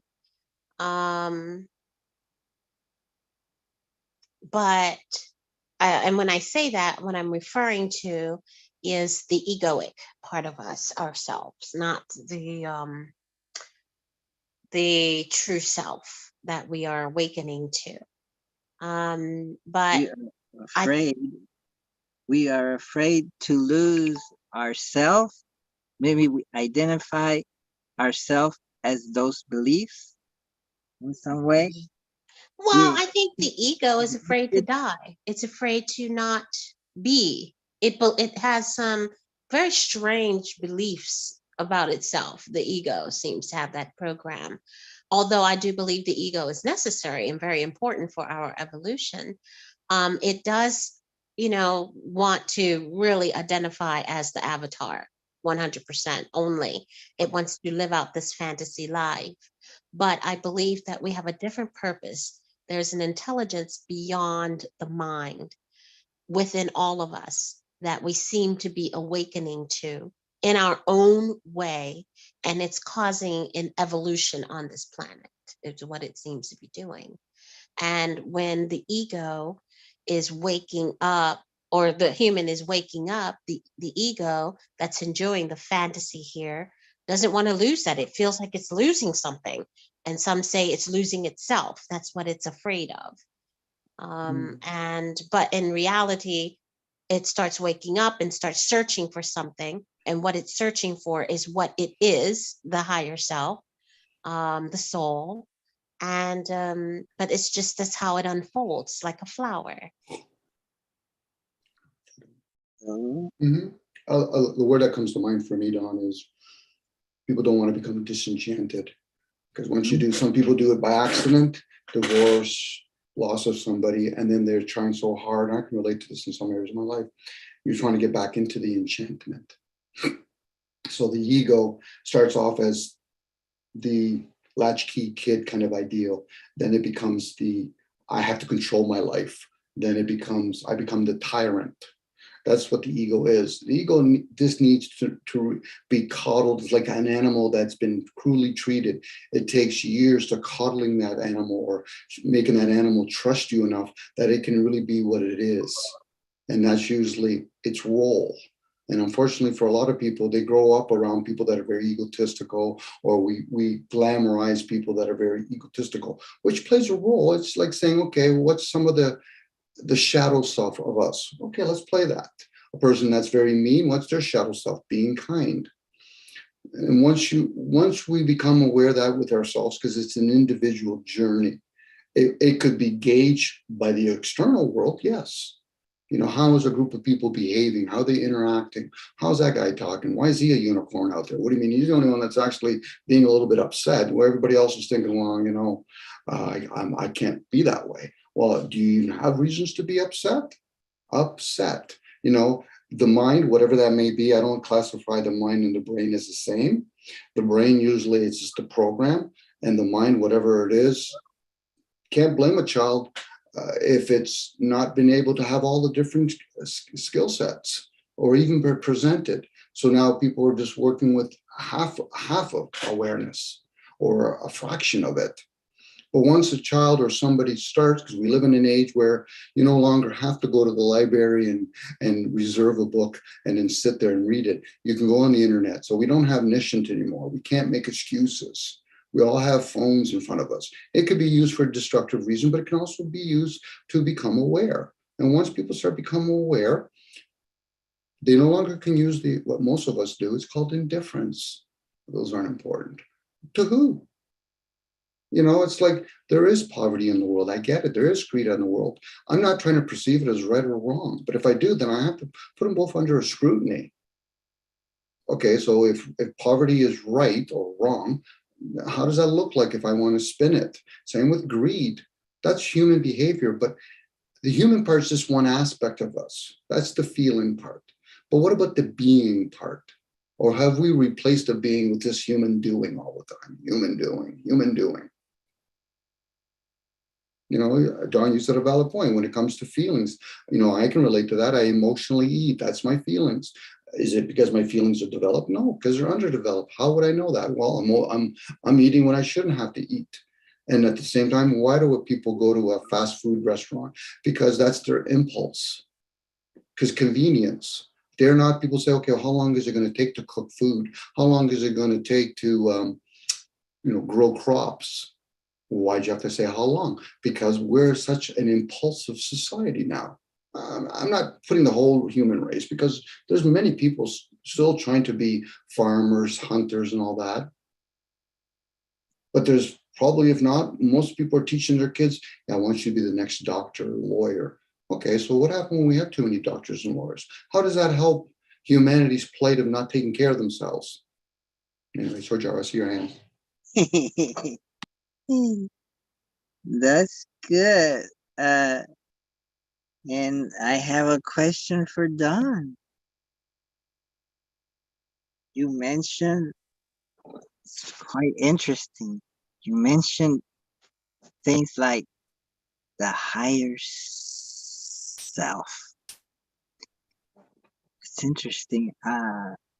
It's fascinating because I started thinking, so there's the ego. Maybe I could get on the a board and draw a blob and call it the ego. Then above it, the higher self. What if, what if there's no higher self? What if the higher self is just the ego hoping that there's something that's wiser than itself, that's outside of itself, but actually what the ego has to do is to reconstruct itself to act like a higher self, a wiser self. What if there's no higher self? So it's only up to us to transform our ego into a super ego, a more compassionate, wiser, altruistic, egoic self. That's our struggle to improve ourselves in that way, not materially, but spiritually or mentally, by creating a not a weaker ego, but a more resilient ego that is more attuned to what's happening. What do you think about that idea? I think that it's possible. All things are possible. It has to do with the word usage. I have experienced my ego trying to be a spiritual person and trying to do all of these things and trying to show a pattern of behavior that exudes what I believe the spiritual person should look like and do. I can feel that. But I do believe that there is, like I said, an intelligence above the mind, and the ego only operates in the mind. It only operates with what it has experienced, what it can comprehend or understand. It it has a difficult time operating in the realm of what it cannot see, the faith, the world of faith, so to speak. Words don't do it justice. Words get in the way. So it's Oh, difficult for me to explain it. But I do see what you're saying. And I do know that the ego does play a number of roles. But even that is a part of the evolution. I no longer see it as a problem. I used to see it as a problem as I was awakening and trying to be this spiritual person. But now I see that what it is that I was trying to resist was my personality, the avatar, the ego, which can only persist if I keep trying to resist it. It was me fighting with my damn self. Once I stopped fighting, I realized that it's only me, my higher self, the higher intelligence over this vessel, along with mm, a mind that's programmed, scripted to be a certain character. And it is up to me to become aware of it and learn to control the forces within myself. are you able to sit quietly in meditation and access your higher self, your higher intelligence by kind of quieting the mind, quieting the ego, and then allow that higher intelligence to maybe not talk, but inspire you or something like that? Hmm. Well, if you ever watched that animated series, Avatar, you will see that that character goes into this state, I guess we might call it meditative state, where he talks to, I believe they're depicting connecting with the collective consciousness, is what I believe. And so when you're in that realm of connecting like that, you connect with different people or different souls in the conscious realm. But I don't believe that you need to be in meditation in order to pull yourself out of. For me, it's pulling myself out of the space of the ego. It's not actually going to a different place. It's just redirecting my focus, basically pulling my focus away from this earth, this physical material world. And when I do that, yes, I've tried to talk to people about it, but it's hard to explain. Words create a problem. But Mhm. I hear things. I think it's the sound of energy. And my awareness is very strong, and I can do it on the spot. Sometimes I have more difficulty when there's more energies around, when there's more things distracting around. I have more difficulty doing it. But that's because I'm learning. I'm waking up. I'm learning to control these forces. And each of us have a different program of how we can manipulate or operate these forces around us. Some are more powerful than others. But I do believe that that's what happens for me. And I can move into that state without having to, sit and be quiet and cross my legs. None of that is even necessary. But it's like it's a description of what it's almost like you need to do something like this in order for you to reach this state. And that is true for some of us. It's Don, you kind of put it in some nice words where the concept of meditation, listening is not what we call the senses of hearing. It's your energy. You use the word energy. You're listening to energy.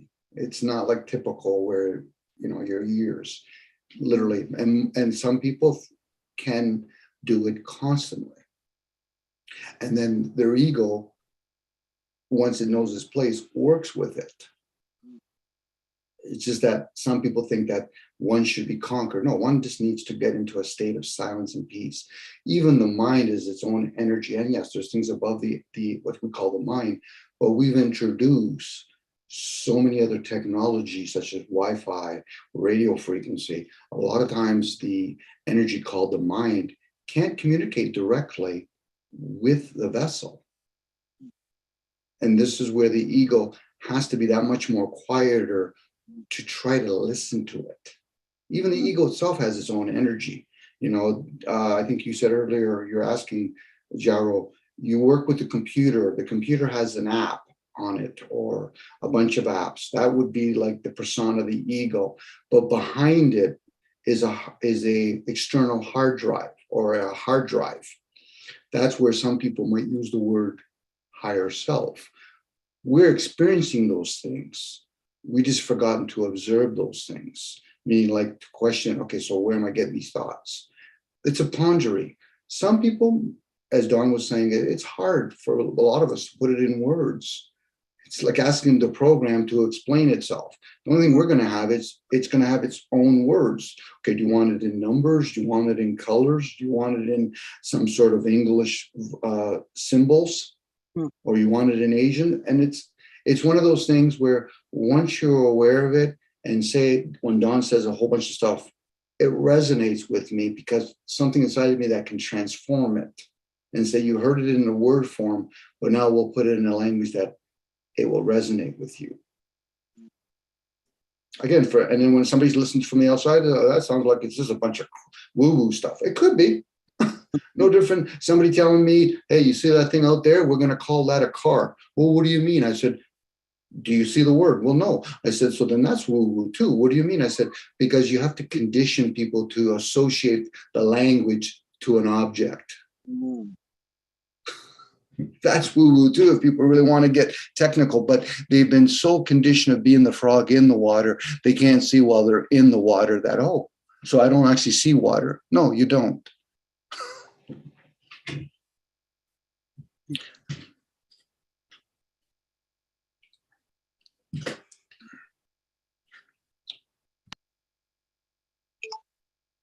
Thank you, Dominic.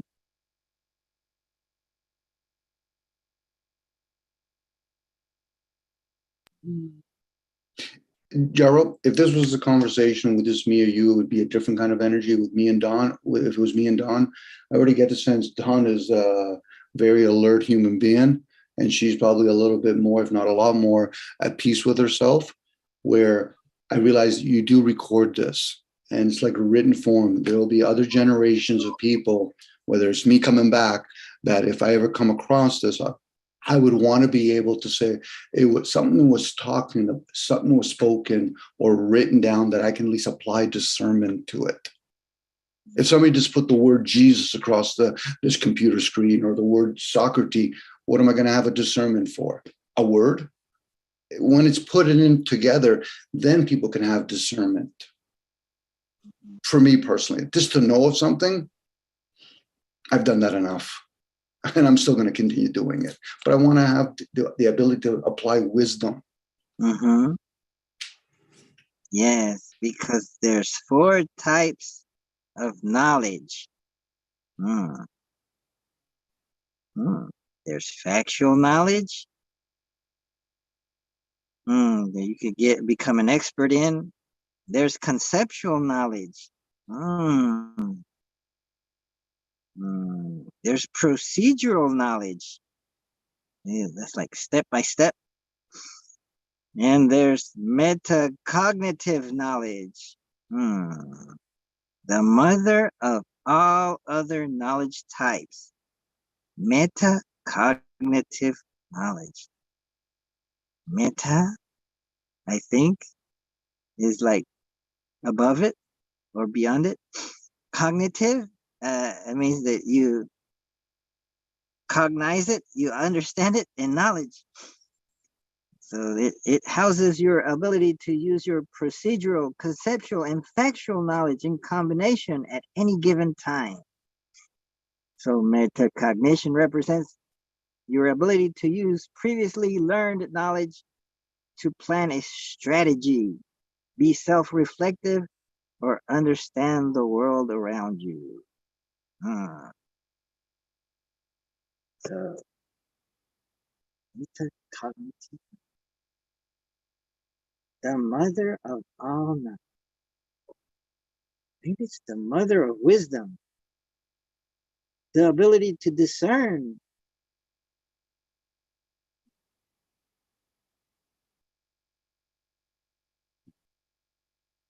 The ability to solve problems. The ability to question. In order to solve problems, you have to question. You have to question, what is the problem? And is there a solution? What would the solution look like? Does it take a lot of work? Does it take steps? Hmm. Hmm. Hmm. Hmm.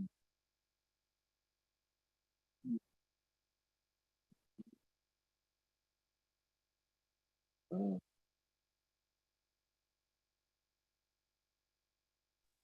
Are we talking about fixing a problem again? Finding a solution to a problem? What if there's no problems? Yeah, I suspect that might be the truth. Maybe we like to create problems because Problem, reaction, solution. Sounds we like familiar. we like puzzles. We like to fix things, huh? Or organize things, or group things, categorize, Mhm. typify, Well, Yes. if you like things, label, Jaro, I was label gonna say, things. if you like things, then you're gonna have to have fixing things. It's just part of the process. You know, I get it, and you're right. Valid points. They are puzzles, and for some people, they enjoy. You know, if you're going to appreciate the sweet parts of life, you have to have the sour part of life. Now, if you want to observe those things, then you might see more than just forwards and backwards. You might see other things. So, yes, Don, valid point. You know, to have a solution, you have to have a problem. You want a problem, you want a solution. And it's kind of like, what happened if there's neither, or what happened if I just want to observe those things. What if we try to make things that don't break down? We could go out of business. Could be, but nature has its own, by just observing it, like we age.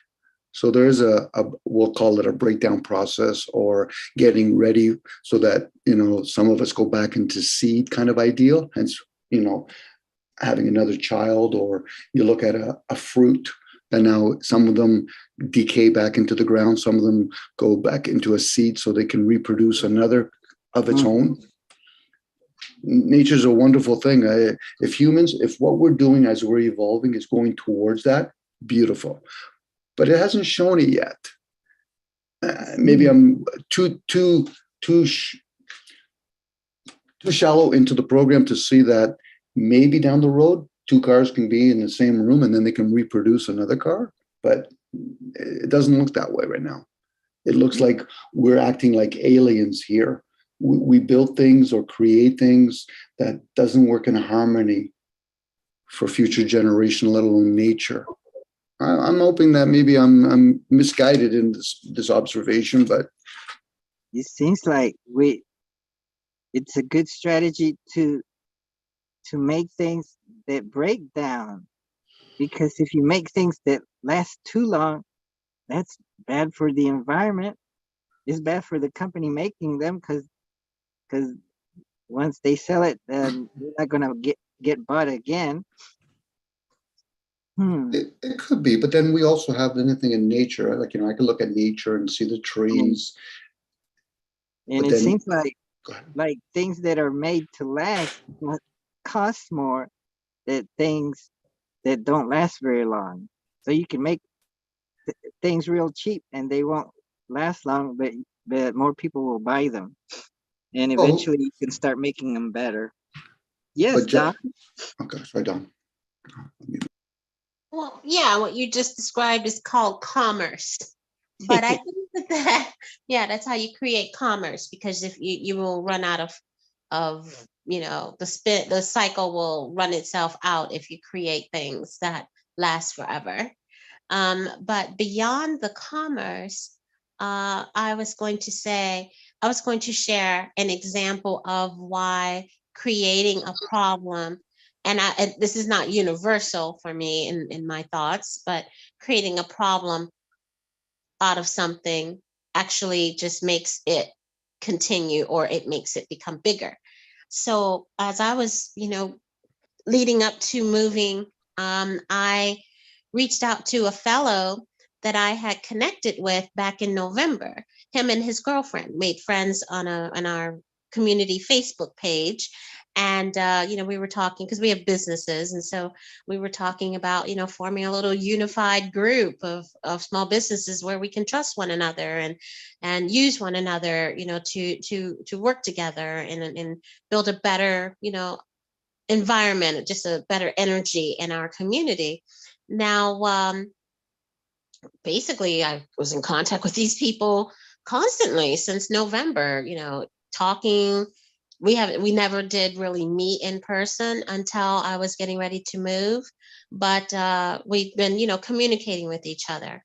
And so I went ahead and hired the guy because I asked him if he did the kind of work I was needing. I needed a fence built for my dog at the new house.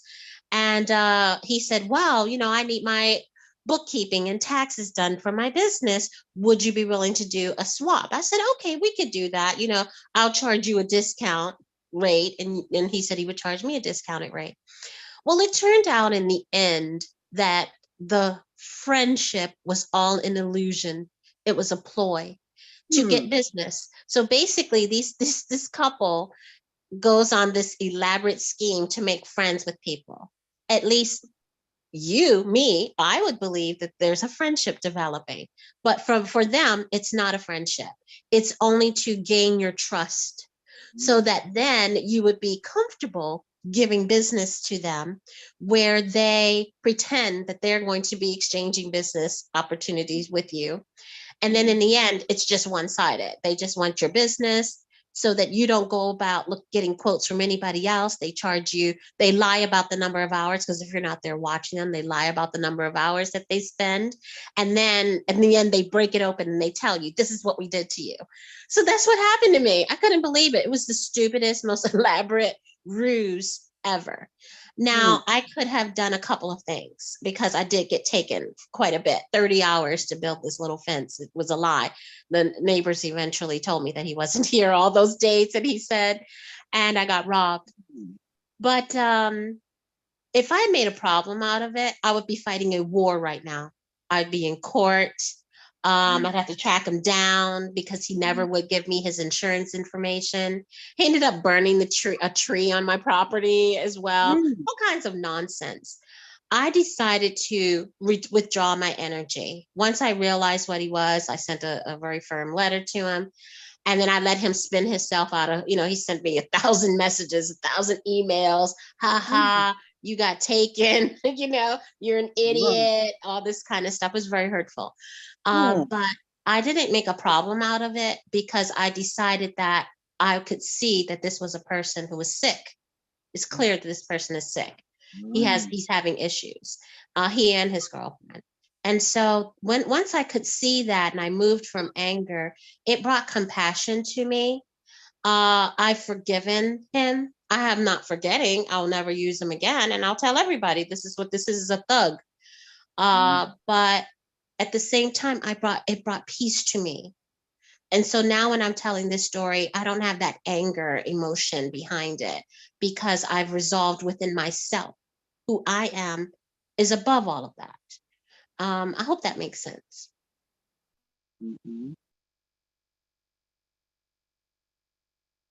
Another example would be problem solution. They make laws so that crimes are going to be rewarding the solution to go to court. That's again, that's all about commerce.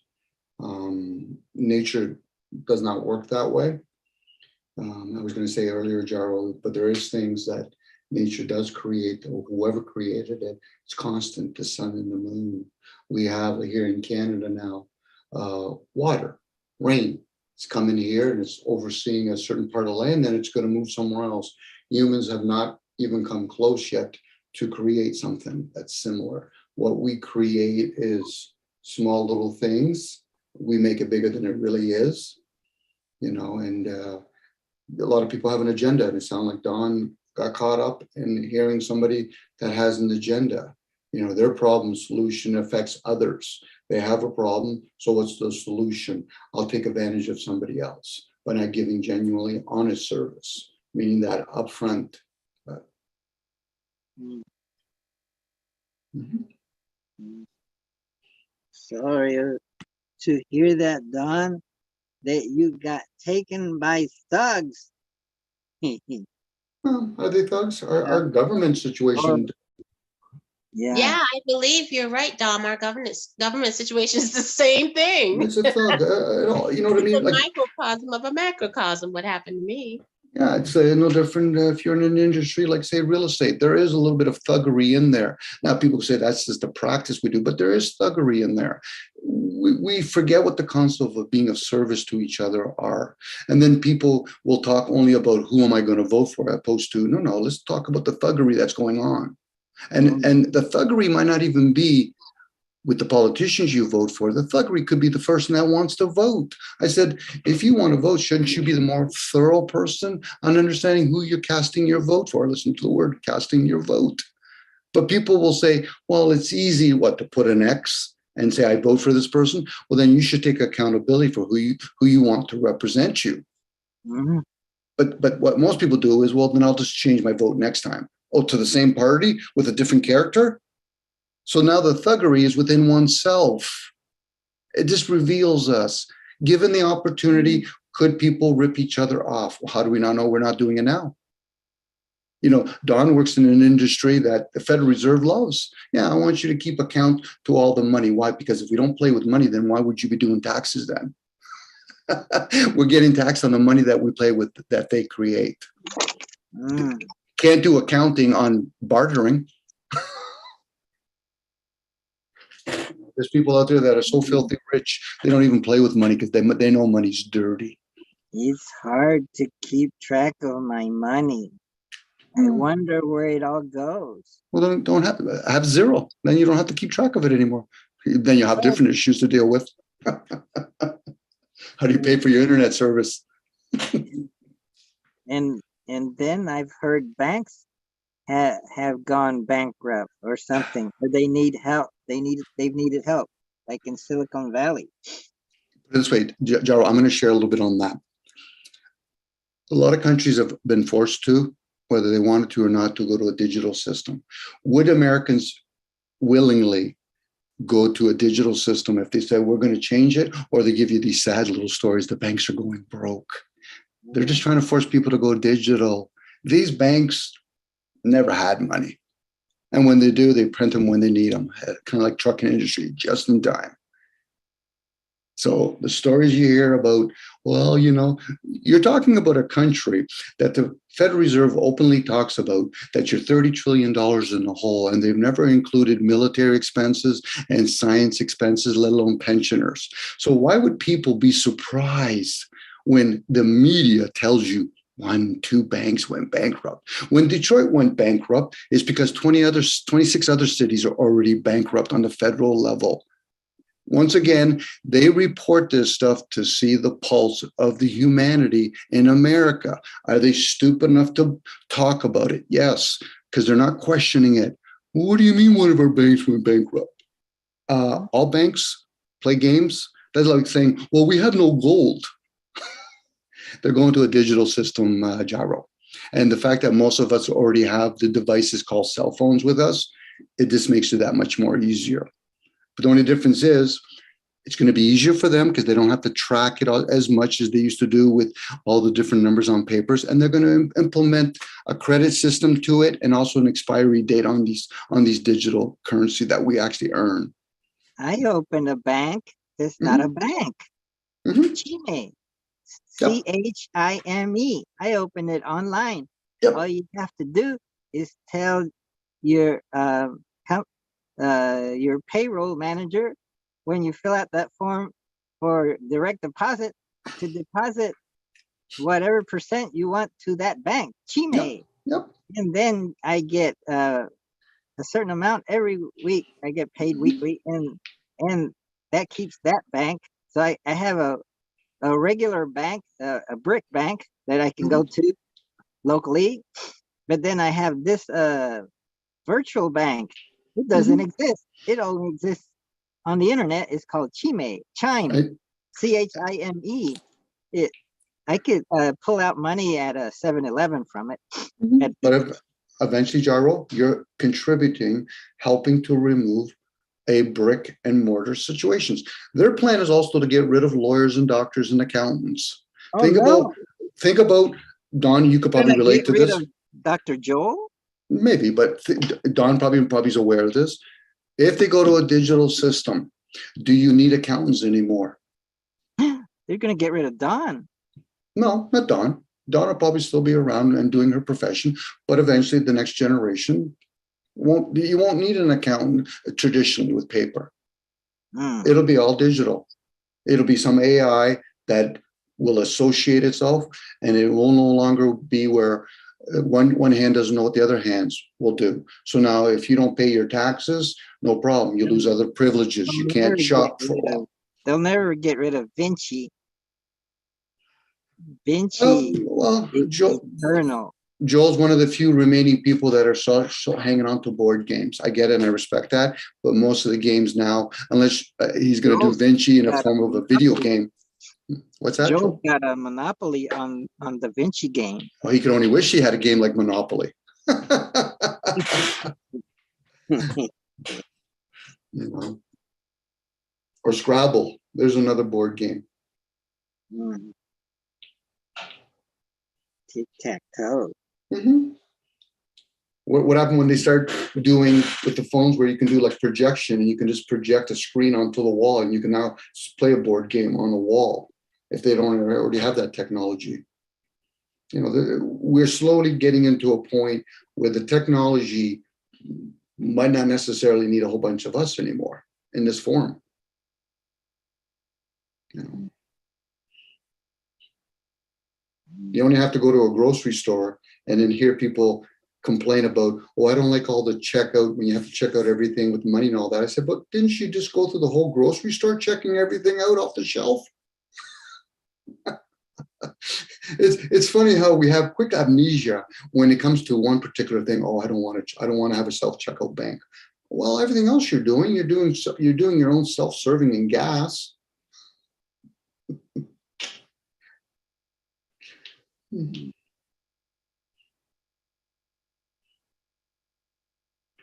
That's my air. That's my air for observing, I guess.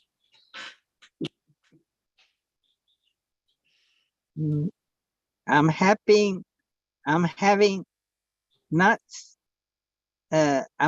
anti-suicidal ideation. I'm having happiness ideation.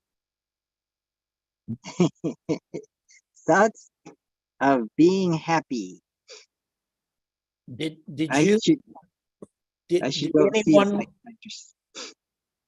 did anyone make it into the Socrates Cafe in Denver last night?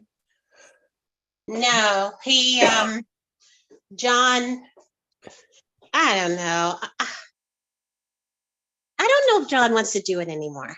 Okay, that's what I suspected. Okay, I was not near a computer, but I went to a McDonald's to get Wi-Fi, and I couldn't get in, so I wasn't clear on what happened. But He was trying to do something on Facebook, and the other fellow, Jonathan, went to John's Facebook, and John has his phone number posted there. So he called John, and apparently John told him, oh yeah, I was going to try to move it to Facebook, and I forgot that the Zoom link was there.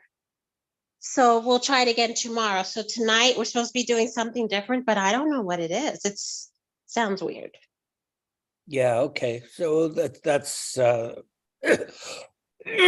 what I thought. Excuse me, but I thought maybe it was just me that I was having some computer problems because I was out and about But I did try to check in and it said no one had opened the meeting or something. But So it it also looks- happened on Tuesday as well, I think. So, It and happened all the on week other- before. It uh, happened. Yeah, I haven't been able to get in over a week, so I take it that that's now passé. Is that the word in Florida? I Passé? don't know, but I'll that what- accept it. Is that what you Floridians say? Passé. I'm not a Floridian, but what do you But say, you're- Milo? Hmm. I've had some dialogue with John, and he wants to do it, but he's having his senior moment in technology. Okay, I thought that was another potential explanation. And I tried to talk to him about this about, I don't know, 6 months or a year ago, but he'd never really wanted to talk about it, just so that there would be some alternative hosting or opening the meeting or doing things. But he never wanted to pursue that, so I just gave up. Is this a new face I see here, Daniela? No. Well, she looks new. Well, I have to go to an in-person meeting in Arlington. So I hope to have the first three-way game in Texas this morning. I'm going to wish you all well, and hopefully we will catch up with each other later. And next time I log on, you'll have the new Vinci logo and cap. Shut your mouth and say it ain't so. That's awesome. Yeah. No, Sam the embroiderer did a beautiful job. At least he's going to embroider them today. And we'll see. But he's got the board with Vinci across it. I think it looks really good. But I don't know. And it's 100% made in Texas. Is it cheaper than the MAGA hat? No, because MAGA he's buying in 100,000 quantities. So, and they're not made in America. So This is embroidered right here in the great state of Texas. it probably cost $60 for me to buy. Or No, more. no. I can get you one. I can get you a deal, but it might cost $60 to ship it to Florida.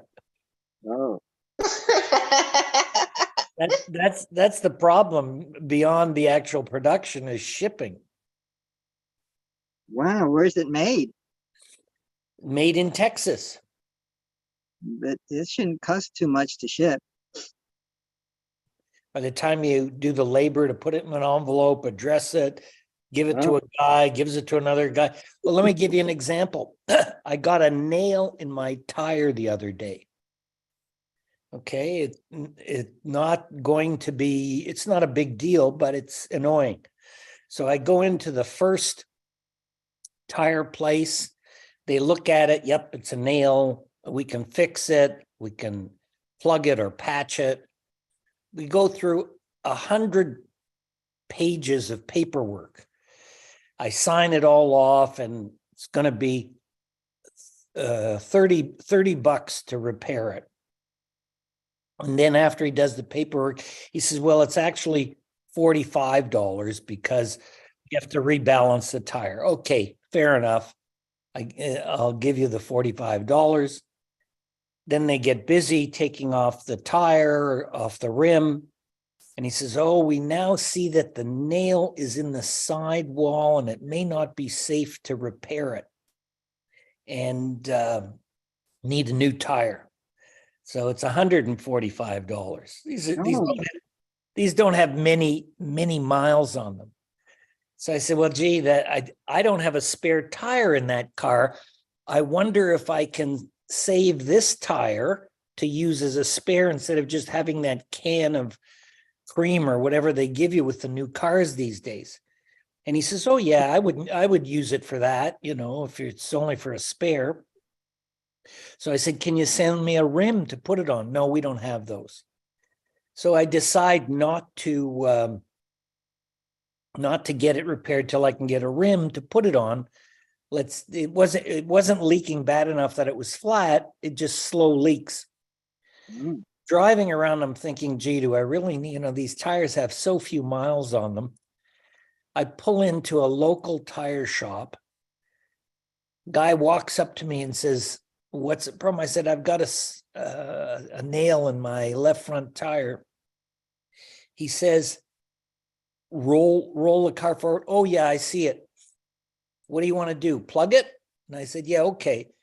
Grabs a pair of pliers, pulls out the nail. Another guy comes up with the plug, sticks the plug in, and he says, "That's it, done."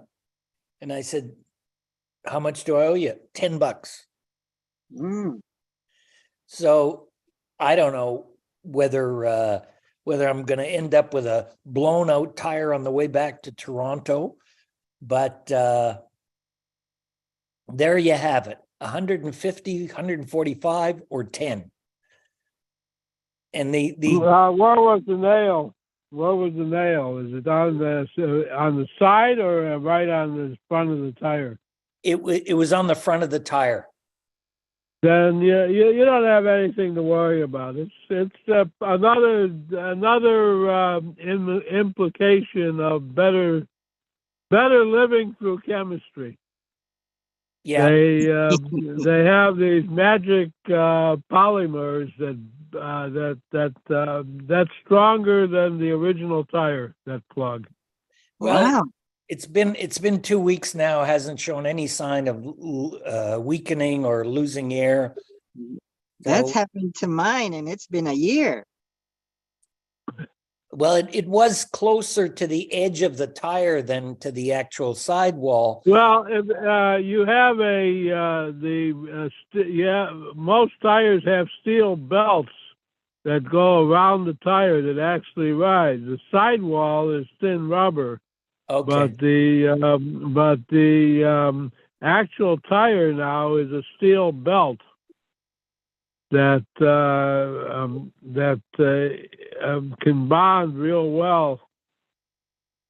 Oh, okay. I So- didn't know how that worked, but anyway, so there you go. You can spend money like there's no tomorrow, and You can buy one of those kits at the dollar store. That is a little tool for putting in the plug and a tube of something and about a half a dozen plugs. And then you need to get a bicycle pump so you can pump the tire up after you put this in. Mhm. okay, guys, I'm going to head off to Arlington to the Inclusion Cafe to meet some real Texans. And I may play Vinci with the third physician in the world to ever play it.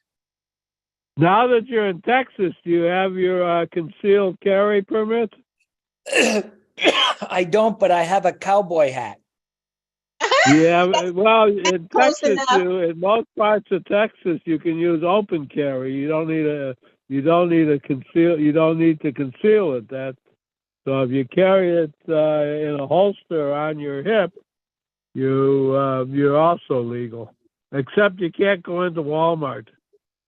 Well, apparently, according to the law, you can go into Walmart. If you push it, Walmart won't stop you because the law in Texas is that you have an open carry permit. Some guy at a gun show was explaining it to me, and I was getting dizzy from all the calibers and everything else. But he claims that anybody can carry even in Walmart, even when they have a sign up. But on Well, the some of the cashiers are armed, so I wouldn't confront them. yeah, I'm not going to do any holdups at Walmarts for sure. Joel, Well, you're you going don't to end have up to- on the people from Walmart website. My Texas hat is in the car. Otherwise, I'd show you. I got a black one, a dark gray one, and a lighter gray one. I found them all at Target, and they were on clearance. So I got 3 souvenirs. Well, you're officially a Texan. Maybe you can get them embroidered with Vinci on them. That's what I spoke to the embroiderer about that, but he says they're not really good for that. He says he can make up a patch and then the patch can be adhered to it. He recommended that, but the baseball caps are better. I was gonna get the Vinci put on them, but we'll see. Maybe I'll give it a try yet because the hat was so cheap on clearance that it's worth trying it. The embroidery is about 10 times the cost of the hat. Okay, guys, have a great day. Keep Be well. happy. Oh, I didn't tell you. I got permission from Bill Meacham to excerpt his quotes from his philosophy book in the Vinci instruction manual. So that was really, I was really pleased with that. I didn't even think he'd answer me. Congratulations and have fun today. And yes, next time bring your hat, please, so we can call you the Duke. The Duke. Okay, guys, take care. Alrighty, bye. May all your wishes be fulfilled. I got a question because Mike brought it up actually, because I know there's always legalities involved. Is Walmart classified as a public institution or private institution? I'm saying this because It's a publicly traded company. Yeah, publicly, yes, traded. We're talking about stocks now. I'm talking about the institution, Walmart. You go into a Walmart, do they classify that as a public establishment or a private? It's a public place. It's a public place. You can,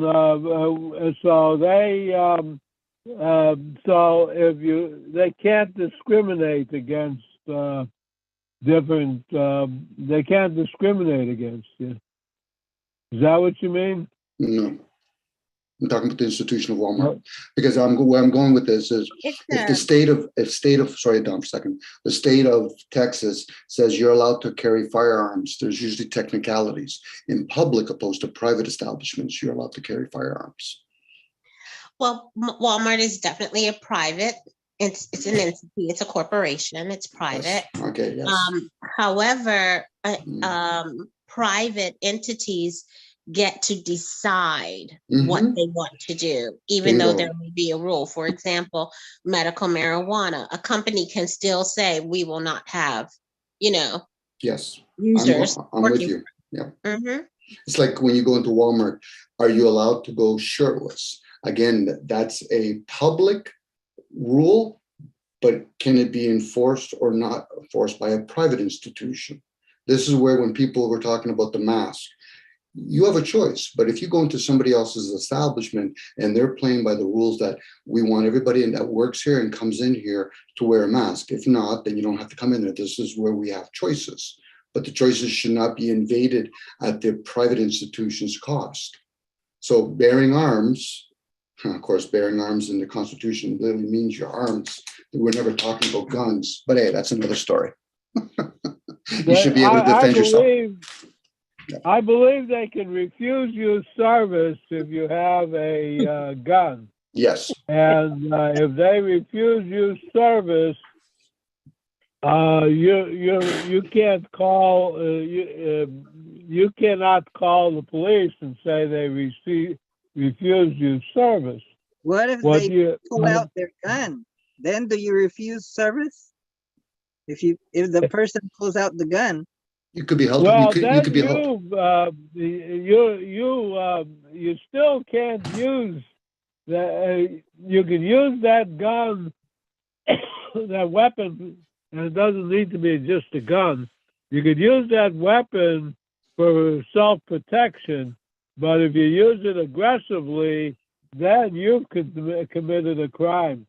Yes, and even that you have to prove in a lot of courts, which is usually commerce, if you were actually doing it for defense reasons. You're allowed to bear arms, doesn't mean you're allowed to use arms. And if you do, now you have to go to a court system. And the court system will decipher unless you just settle out of court, because commerce now, most courts are just set up for commerce. So what did you lose? So if somebody did pull out a firearm in Walmart, they literally could be held accountable in a lot of ways, regardless if somebody says, well, I was defending myself, we still got to go to court to prove that. You can still call a police officer in Walmart, but you'll be using a lot of taxpayers' money. And, you know, people say, okay, so did your little feelings get hurt? It's kind of like having a billy club in England. You know, it's one of those things where people realize there's different ruling going on. You're allowed to bear arms, doesn't mean it gives you the entitlement to use it. Here in Canada, you can have a gun in your house, but you have to have the bullet in a different place and it has to be locked up. So what purpose does that serve? We're such a stupid race. Legalizing or illegalizing marijuana. So you're trying to tell me that I'm allowed to, that I can't put something in my mouth, and now you say I can? What about when you go outside the house in Canada? For what? Can you carry the gun and conceal it, maybe? Most provinces, you have to have it locked up in some sort of safe, and you have to have the bullets in a different spot. So you're not really, unless you have some sort of certificate or some sort, but even that, it's for carrying purposes, and then there's other parts for using purposes. It gives people the false illusion. The Americans have this great, wonderful ideal that, well, if we were going to get invaded, I said, what, you think all your bullets are made in Canada? I mean, in America? They just have to stop shipping bullets and people would have a whole bunch of guns. You'd have to use as a billy club. Come on, guys. The whole concept of bearing arms was based on their citizens were allowed to bear arms if they work for the police or the military. Citizens, if you're allowed to bear arms, but then you have to ask yourself, are they capable of knowing how to use it? Meaning that deciphering when is the best time to use it. As a militia, bear arms so that in case the British are coming, then you have the militia to defend from the British or from the French. It's like even in America, if they ever actually decide to have martial laws, you can't have American citizens acting as military people to do it on their own people. You'd have to have a foreign nation do martial law in America. That would be funny because it'd be fucking about time, because the Americans would do the same thing to all the other countries. I'm not talking about the American people. I'm talking about the people that are in other countries saying that they're protecting America. How the heck do you protect in a country when you're in somebody else's country? Get the fuck out of there. All of them, get the fuck out of there. Americans have to learn something. Get the fuck out of there. Ukrainians having a problem with Russia, let them deal with it. I'm pretty sure a lot of people had a problem with fucking America being in Saudi Arabia, being in Iran and Iraq. Fucking humans are so fucking stupid sometimes. The way we treat each other. And I'm sorry, I'm going on again. I apologize. Fuck. American, the empire, the sooner they fucking crash, the better. And I'm not talking about the American citizens, because most of them, they're not here to be bad people. Here in Canada, we don't have a military called the Canadian because we've had a standing British military here for 40 years. Mom, I want you to just tell us how you feel. How I really feel? Yeah. I think I've I know, Don. That you know was a something. good rant. I loved it. I don't mind ranting. It's no different from being all excited. You know, it's like when somebody laughs for 20 minutes. Okay, Dom, you need to remove yourself. Why? They're having a good time. You know, and it's not really even about Americans. I went way too long about it. It's about us as humans. We spend way too much energy and resources on military. You know, now somebody could say, well, what purpose is it? Well, just in case the citizens ever get out of line, we can enforce it on them. Well, aren't the citizens the same people who work in the military? Yes. It's like this, oh, and then we give us permission. Oh, you're allowed to bear arms. It's like freedom of speech. What's the freedom of speech? Because in the old days, we used to beat you if you spoke freely. You used to what?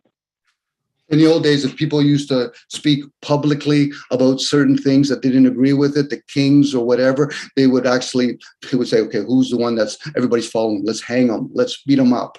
You know, freedom of speech was never really encouraged back then. It's usually you could do it privately. There's always that private versus public. I'll give you an example. Mike, if me and you were in a restaurant, it's a public restaurant, but we declared that our table is a private conversation and somebody overheard of us talking some criminal activity, if they took us to court, they would actually be prosecuted, not us. There's a lot to be said about private versus public conversation.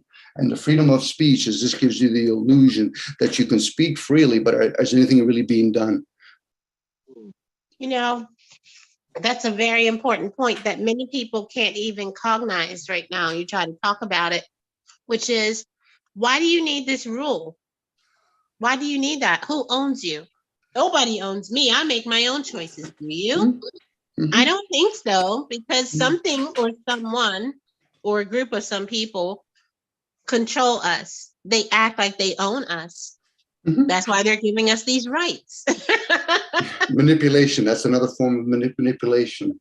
Yeah, there you go. There you go. You have rights. What do you mean I have rights? You know, this is a good one because my buddies do this all the time. I say, guys, I wish your parents didn't fucking fail you so miserably. When you go in somebody else's airplane, somebody else's train, that's a privilege. Who fucking ever told you that's a right? You have a responsibility to your vessel. You want to go into somebody else's store, that's a privilege. If not, if you don't like what they're growing, grow your own fucking land. Go to some piece of land and grow your own land. Then you have to learn about where the sun and the moon have to be. They're not talking to anybody that went to university. I said, listen, you got a clue where the fucking sun and moon have to be? We're on a 7-day cycle called the sun and the moon. What about the planet called, the other thing called the Ceres? There used to be a 10-day cycle. Oh, Dominic, I went to university. Yeah, to be a fucking puppet. But I'm just saying it in a very foul word, but they're not somebody questioning for themselves.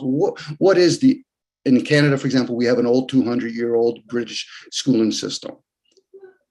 It's just to teach everybody to be better servants in commerce, which is okay. But most people don't even really truly participate in commerce in the sense that they're going to grow a product or have a service that they're going to offer to barter with somebody else. Even religion is commerce. The exchange of ideals is a form of commerce. Same with state.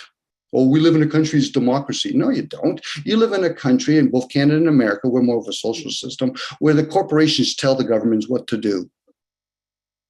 And the politicians tell people the citizens what they want to hear. Oh, everything will be okay.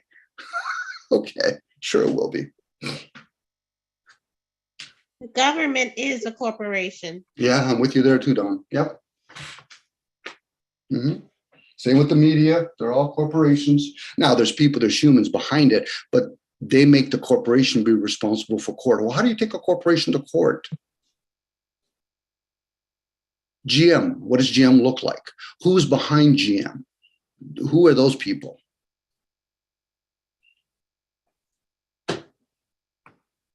That's like me saying I'm going to incorporate my hands. And I committed a crime with my hands. So I go to court and the judge says, yeah, you committed a crime. I said, well, my hands are incorporated and they're not even legally in America, meaning that they're from another country. So you can't actually prosecute me now. That's a game that they play in commerce court.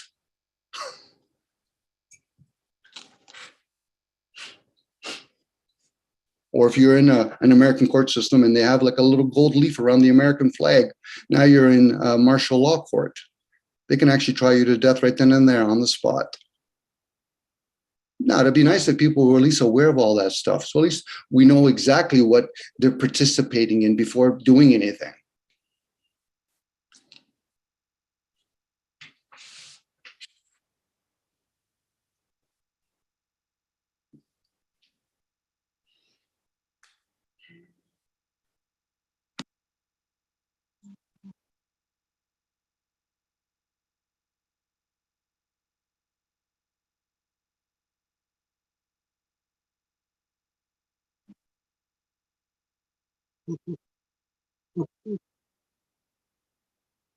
How does that make you feel?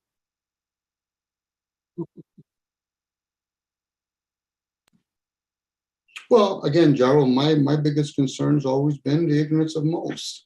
How I feel about how other people, if they were aware of the stuff, it would be open conversation, communication. Some people do know about this stuff. I'm not going to deny the fact. A lot of the stuff is openly out there. It's just when people get that information, can they comprehend it? Can they piece it? It's like gathering information before you assess it. You have to gather it. And then and only then you can assess it. And then and only then you can figure out, how do I apply it? I'm not saying that whoever set up the system is corrupt. No, it's a system. They're counting on other people's naivety for their bliss. How I feel about different disinformation is one thing. Okay, how do I feel about there's certain systems out there that's not advantageous to humans? Well, doesn't mean fuck all to me. But when people want to talk about small talk, talking about fucking government to me is small talk. But to understand the nuts and bolts of it is another talk. No different playing chess. Winning and losing is just one aspect of it. How did the game come to be? How does it serve? Now, some people say, that's of no use to me. Okay, that's fine. At least you're honest with yourself. So when people start defending it or attacking, well, Dom, you don't understand. Okay, I don't understand. What don't I understand? Because I'd rather hear what you understand than telling me what you think I do or don't understand. Goes back to what Don says. Who makes these rules? So when somebody says you're wrong, I said, who told you that? Who made that rule that you think that I'm wrong? I'm just sharing out loud. I could be full of shit. I'm okay with it. Are other people okay with themselves? How do you feel about it, Jarl? Because I just yapped. How do you feel about it? Am I woo-woo? Did I share woo-woo with you? Did I share something that's a possibility? Was it of any concern to you? Does it interfere with you? Are you too busy worrying about what you're going to do for the rest of the day? What? It's fascinating, and it's hard to comprehend. And if I were to comprehend it, would I not then be better able to play it to my advantage and play it well enough to become a billionaire? Mm-hmm. You're being honest, Jarl. A lot of people would say exactly what you just said. Doesn't mean you're going to really understand how to play the game, let alone being in all those different clubs before you even get to that point. But hey, you're saying the pulse of humanity.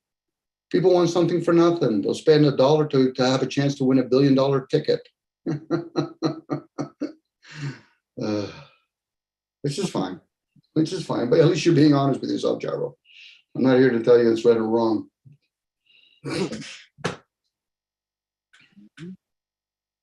Mm-hmm. If I was in that situation, I think, oh, you know something, I don't want to get involved in war. I want to be able to sell the devices for war, tanks, submarines, and then sell all the body bags. It's a big business. Dare not people realize, oh, well, America's GDP came up. Yeah, of course, it's included with all the people that die. And then you have to buy all the accessories. It's called our friend. That I hardly ever get. Doesn't answer me. Luis Del Pino. He's in the business of making cremation equipment. He's not going to come, Gyro. Please, you'd be better off calling Biden. Doesn't everybody in America have a hotline to Biden? Really?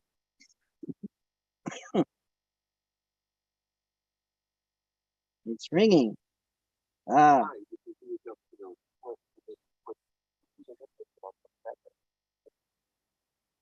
Luis. Please record your message. When you have finished recording, you may Say hello to Luis. Hey, Louise. Luis, how are you? May you be happy. May you be fulfilled. May your U.S. cremation equipment sell like pancakes. Thank you. Thank you very much. In a time of war, you'll become a billionaire. Could be. It could be. It could be. Maybe they'll have to come up with a giant cremation machine that puts the bodies in a assembly line, in a conveyor belt. Mhm. And they come out dust. All we are is dust in the wind.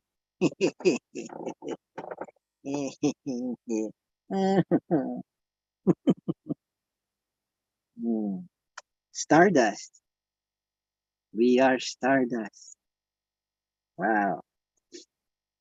I worked in this one place about 4 years ago. It was a big plant that burns all this type of cardboard, and they're always trying to promote this crap about it could be reused for the energy to fuel houses. It's a German technology, but it's always been in theory only. But they punk it off like it's real. But what I found, because I was doing all the electrical there, was a big bunch of big companies there. All their places where they exterminate all the cardboard, the maintenance stairs were wide enough to have 30 people side by side walking up these stairs. And what came to mind was, oh, this is like the Germans where they built all these gas chambers. A lot of stuff gets built before they actually have these major wars. It was just eerie because I thought, no, you don't build that big of a staircase. Even the equipment doesn't need that kind of space. So, and then of course they had these little opening hatches where it's just big enough for a half decent body to fit through it. Oh no, You they're know, preparing. sure they are. Sure they are, Jarro. They're preparing, and the new Hitler could be maybe they might put him in jail though. Who? And maybe when he comes out of jail, he'll become even more popular. Who's this, Jarro? So Hitler? The number 45. Sorry, who's number 45, Jarro? Sorry, you lost me there. Let's see.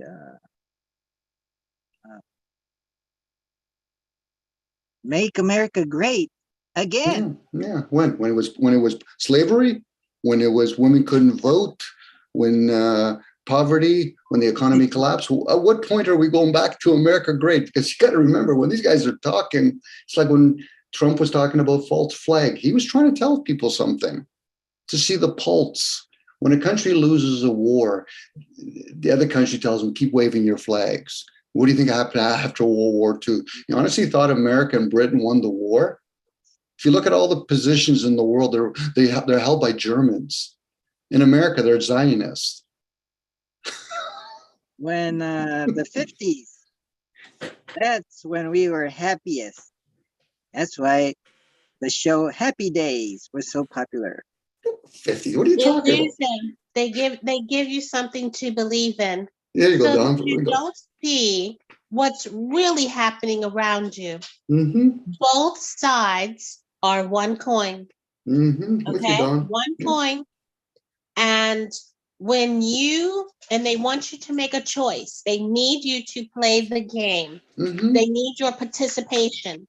And so what they do is they turn us into policing each other. Don, you You're got it. not doing what you're supposed to do as a citizen. Mm-hmm. This is what you're supposed to do. But in reality, this is all about a group of people who have learned what we are and how we operate as energetic beings. And they have enslaved our minds for a long time. Mm-hmm. It keeps happening. It's not the first time. It will We continue go to. crazy and we keep doing it. And then what happens is this earth, whatever this system is, our true creator, there's a purpose for us that is beyond the physical material world. Mm-hmm. It's our true beings. They know this already. They've already achieved it. They have degrees and levels of knowledge and understanding. Mm-hmm. And when they achieve those levels, then they get to have power and control over this earth, over us. Mm-hmm. We are waking up to it. We have already, and we've always been waking up to it. So they have to constantly find new ways to put us back to sleep. Fear is a big one. And making you make a choice is the priority. It's the number one. Because when you have the illusion of freedom, you need to have choice. You need to be able to make choices. So, but they give you what you choose from. And when you stray from that, you get deemed. So the whole thing is that can we remove our focus, our attention on the material world, which is where they operate and where they manipulate and control everything, the matrix. Can we remove our focus from that and realize who we are truly and realize that this system only operates by our participation willing participation, because we could choose to not participate, Mhm. but fear makes us participate. And So, we yeah. remove our embeddedness of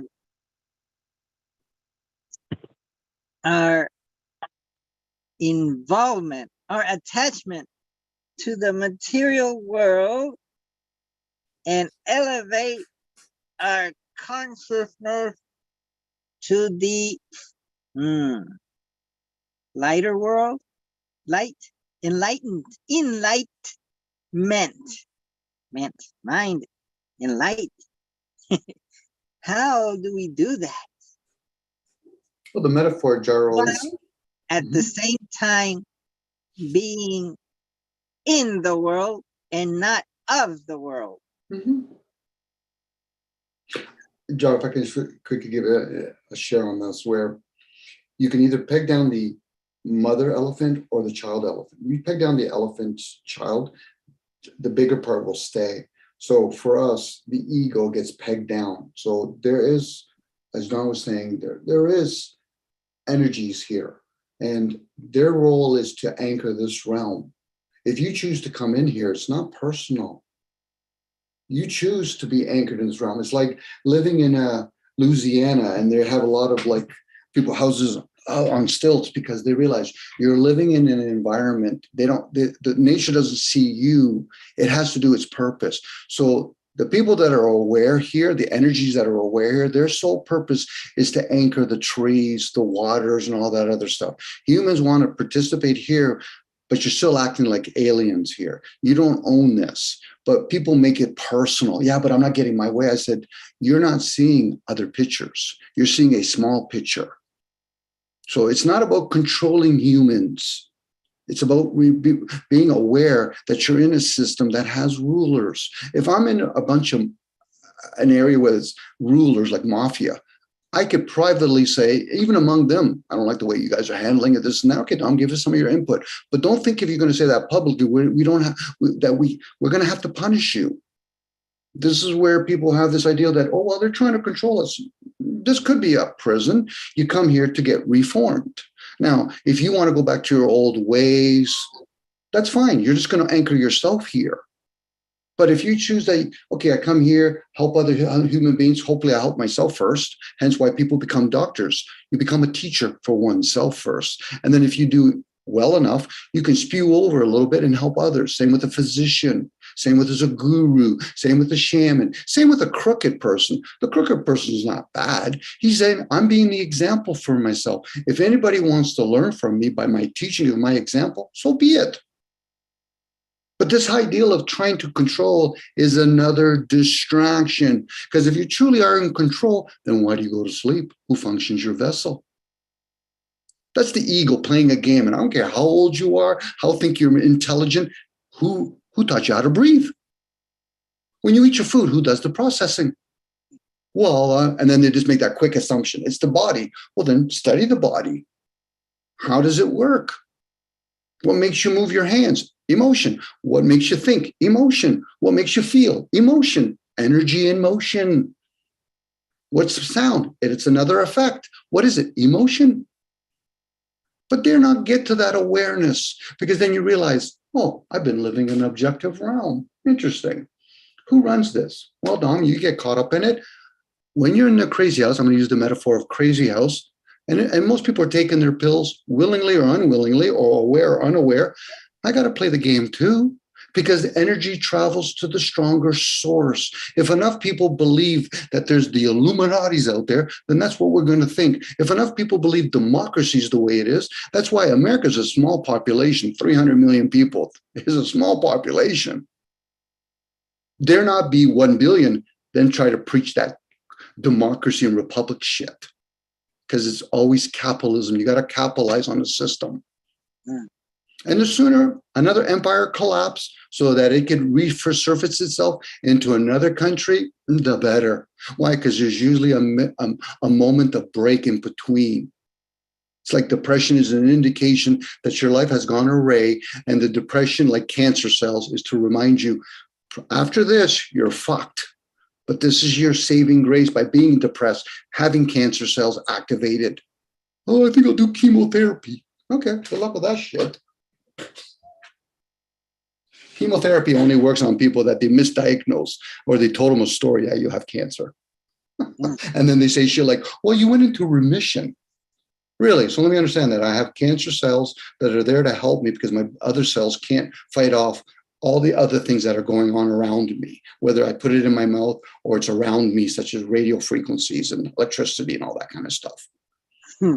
So now, what's this chemo going to do? Well, what we're going to do is we're going to put 5 bullets in this six chamber revolver, and we'll see which one actually turns out.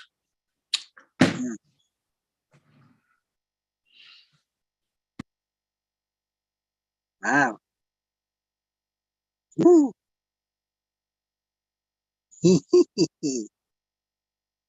What do you think about all that, Hyro?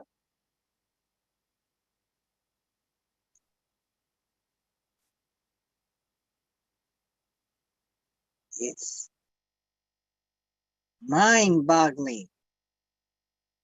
It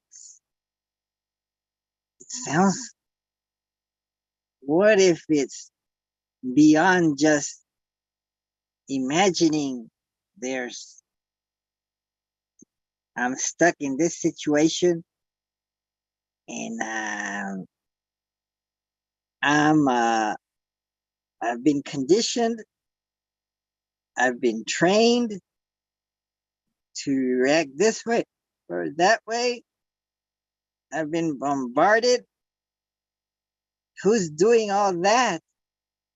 It's them. It's they.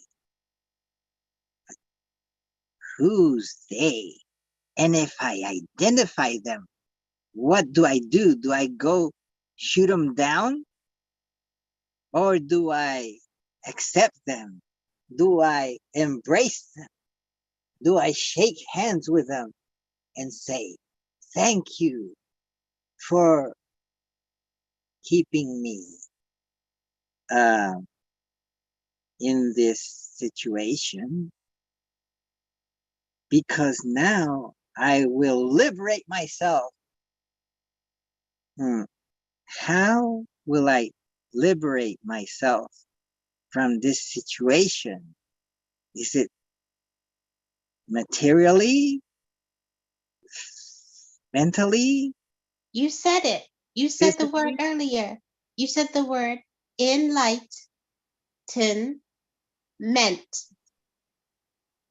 Hmm. What does that word mean to you when you break? Because you broke it down. You said mind. In light, it's yoga, the union of light and mind. Bring light into the mind. It's realizing that I'm not the body, but the body is the basis of my awareness of the universe. So, Of what's around you, yes. how to best navigate, how to be in perfect union with the reality.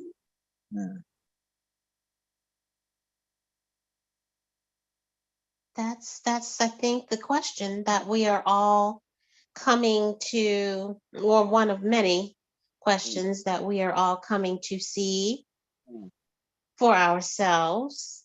And that is the way. That is the evolution of a human. That So is the way. Is there the way, or is there a way for each one of us? Is there a universal way? I think it's Or an M way. Amway. I think they're selling products to us now. The American way. Amway, I haven't heard that word in forever. No, there's no universal way. I mean, there is a way, but it's hard to, we cannot put it into words because it's above the senses that we're limited to when we're in this vessel, this body. Mhm. So, but I think what we are all coming to realize is that the Matrix is the game. And they keep telling us this. So it's difficult to discern who the they are. Can you go to the they and confront them? Because what you're doing is confronting an avatar, a person that's there representing what is really a force, an energy. It's a macrocosm of our microcosm. It is an energy that is pervasive on this planet, and it's been here, and it's within us as well. And that's what we are recognizing within us.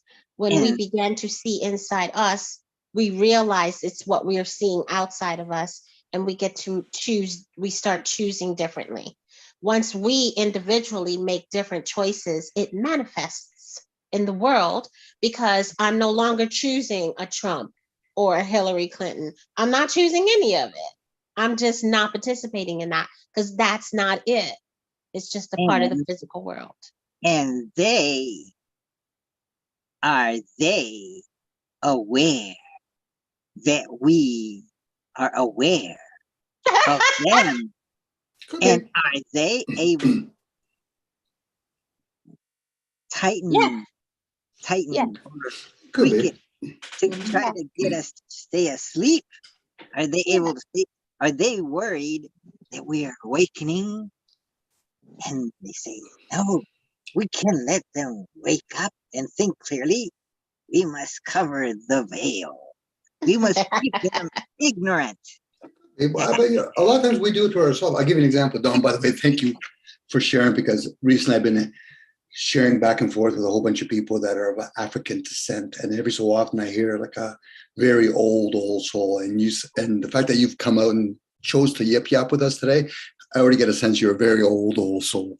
And they, whoever they are, Jaro, is us. Our parents do it, our kids do it, our environment. It's when you observe. We don't even know it. Well, and if That you makes do us know it, insane. mhm. But imagining that they are out there somewhere, that it's actually us. We're doing it all to ourselves. Well, do you ever find it kind of peculiar? You live inside of a house, you pay rent or you pay a mortgage. You live inside of a car, you pay for gas. But meanwhile, when you walk outside, you don't really pay for nothing, just your energy. They can even play the illusion, well, you go to this national park, you got to pay to walk in it. I said, okay, so who's paying me to walk? It's yours to do whatever you want with it. We expend our energy in all kinds of stuff, whether physically, mentally, emotionally. It's all the same emotionally when we say that, but I say that, sorry. We put words out there to try to describe the undescribable. But once a person goes inwards, they realize, okay, so how do I put this out? Because no matter how I put it out, it's going to come out as jargon to other people. Whether you use a particular language, there is certain language people can speak, but you still have to be conditioned to learn that language so then you can communicate better with each other. We still strife over things like the color of our skin, our genders, our economic, our religious conditionings, call it belief if you want, our political stance. Oh, I believe in democracy. I believe in Marxism. I believe in this. I'm like, okay, so what's next? We're going to debate over if the earth is flat or it's round. This is all sometimes the word could be used distraction, misleading, lying. But even that, it implies that somebody else is doing to us. If people value the concept of the biblical story of Genesis at the beginning, what if these people did exist? They were pointing fingers. Oh, it was the serpent's fault. Oh, no, it was my wife's fault. Oh, it was God's fault.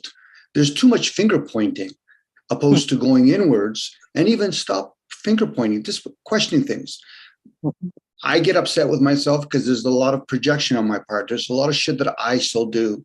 Even the way I talk. Now, a person can say, well, Dominic, well, then why don't you just stop it? Well, then try to tell somebody to stop breathing. It's part of my makeup.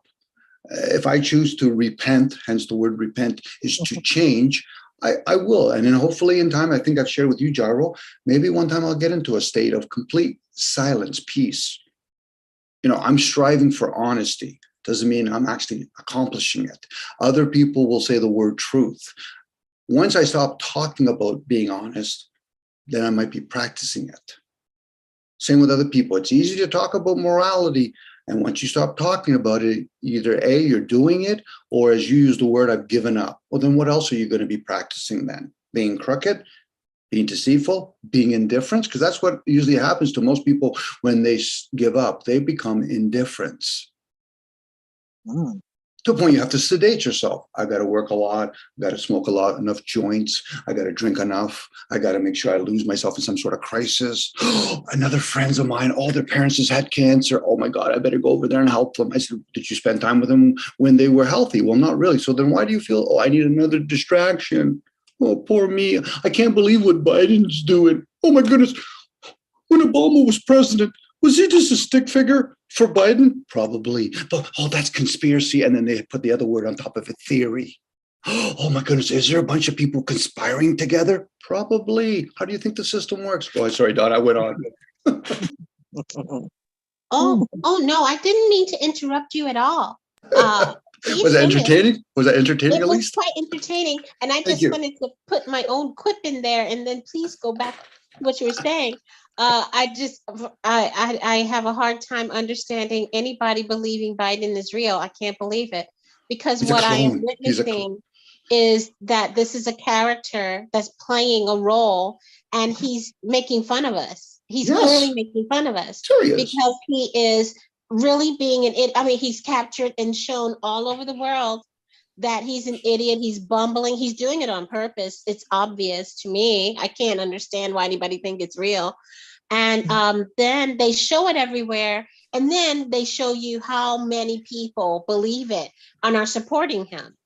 And it's like mocking us. They're saying to us, you guys are idiots. Well, they want to have a pulse. This is what you chose. The example would be, I tell people, I say, okay, you're watching a movie or a TV show. Those people that you're watching on TV, do you think they're actually living a life, or do you think they're reading from a script? Well, they're reading from a script. I said, okay, do you know why they're actually showing it only from a half a table? Meaning that you're seeing a bunch of people around the table, but the one in front of you is so you can see it. So if people realize that, then I said, do you think those people that are acting are also handed scripts? Yes. What do you think Biden and Trump are doing? Or a guy like guy from England with his wavy hair, or our prime minister who has a nice set of hair, by the way. But outside of that, he's from an elite family that went to the best schools. And how do we, even if they were being genuine, how is a rich person going to understand the common person's struggles? They're not. But yet they're getting pushed over and over again by the same media that promotes TV shows, sports, pornography, child's little stores. It's all a script.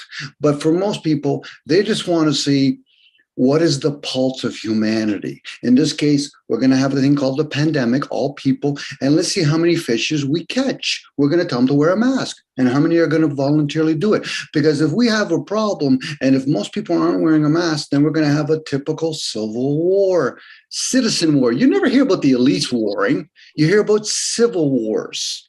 Citizens. Now, somebody could turn around and say, well, Dominic, I don't acknowledge that I'm a citizen. I said, okay, that's great. But if it's their game and they're the rulers, you should at least understand their game. If they believe in Luciferians, they believe in getting a lot of the people working for them and in putting them in very interesting situations that they're going to force them to do child molestation and all that, because then they're going to record and say, you're one of us now. What do you mean? The first time you step out of line, Bill Cosby, we're going to fuck you. First time you step out of line, Prince, we're going to fuck you. And they do it on a regular basis. Don't think for one second Weinstein got thrown under the bus because he did something stupid. No. Some people think that I'm going to come in as wolves in sheep's clothing. And the first time a guy like Saddam Hussein did that, they worked collectively to fuck him, to show the rest of the people in their groups This is what happens to you when you step out of line. Mm. Putin is on the same team. Because if he was actually doing this on his own, you know how quickly they would fucked him a long time ago. Sorry about my language, but how long ago they would have eliminated him. Mm. Especially when both Russia and Ukrainians land, it's being ruled by the Vatican when they took it over from the Tsar's family. He's definitely one of them. He has power. He's fighting with the elites. But I have a theory that what he's fighting against is the same force that exists here and has been running this country for a long time. And I'm with you, I Don. believe you referred to them as they're former Nazis. Mhm. What did you The call them? Dom? Rothschild? No. Illuminati? No. No, Dom. Call them. The The, Germans? the What did you say, Dom? Dominicans? The Germans? No. This group of they're Zionists? operating, huh? Zionists? Zionists. Yeah, Yeah. but they're Germans. Right now we're being ruled in this earth right now by the German nation. Because the Mhm. Germans in the 1500, 1600, 1700 have always, they're like a warlike nation. They're really great. We love their technology. We love their cars and all that kind of devices. But now they've infiltrated the Windsor family. They infiltrated the Pope. That's who's ruling now. We've always had different types of rulers. Right now they're ruling. What Putin's trying to do, he's like Stalin. He's on the same club. He's the one guy that they put in there to rule over the citizens, but he's on the same team. Mm. Now, if people think that for some reason he's fighting the system, no, they're going to move their military to Russia, and they're trying to get all these other countries to align with them, because eventually the sleeping dragon with China will say, okay, America, these are all the people that are supporting you. Nobody. So now, because America is right now, a lot of the corporations have left America and they've gone to China. America's $300 trillion in the hole if you factor in pensioners. So what do? You either have a physical war and get rid of all these future pensioners, or you have an economy collapse, and then they don't have to honor the Federal Reserve, the American version. That is why Russia and China right now, when they were supporting, because a lot of the money debts that are owned by America are owned by bonds that are owned by foreign nations. So now what they're going to do is we're going to force Russia and China to go under the gold reserve, and we're going to get rid of American currency. It might happen in our lifetime. It'll be masked through a digital system because they've never talked about the currency.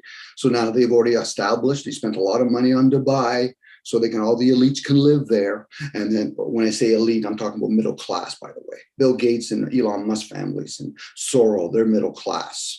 There's people above them. So now to think that for some reason this war that they're doing, and they just want to see a whole bunch of nations gathered together, and then they're going to collapse America, which is the empire, which is nothing wrong. They moved from Rome to Yorkshire, England, to New York, and 9/11 was their whistle. They don't care about humans. Generational wealth does not care about people that make 2 or 3 or maybe $100 million in one lifetime. That means fuck all to them. Now, you have to have that twisted mindset to think, okay, well, I'm caught up in my own little world. Yes, your own little world. And it's a beautiful world that we're in, but the outside world is bigger than most of us can even grasp. And even that, I'm guessing at that point. To think for some reason, a guy like Putin, when it collapsed with Russia, a country like Canada was forced to give all their wheat freely to the Russians to feed them and all that. So this way, the people that live in Russia, like the leaders, don't even have to feed their own people. They became billionaires. This stuff is out there. It's just a person has to go gather the information before they even assess it. But most people don't even want to gather it because the distraction is, hey, let's say that the Russians are bad. We'll say COVID is bad. Oh my goodness, I can't believe it. We're all taking a vaccine shot like as though we understand what a virus is or isn't.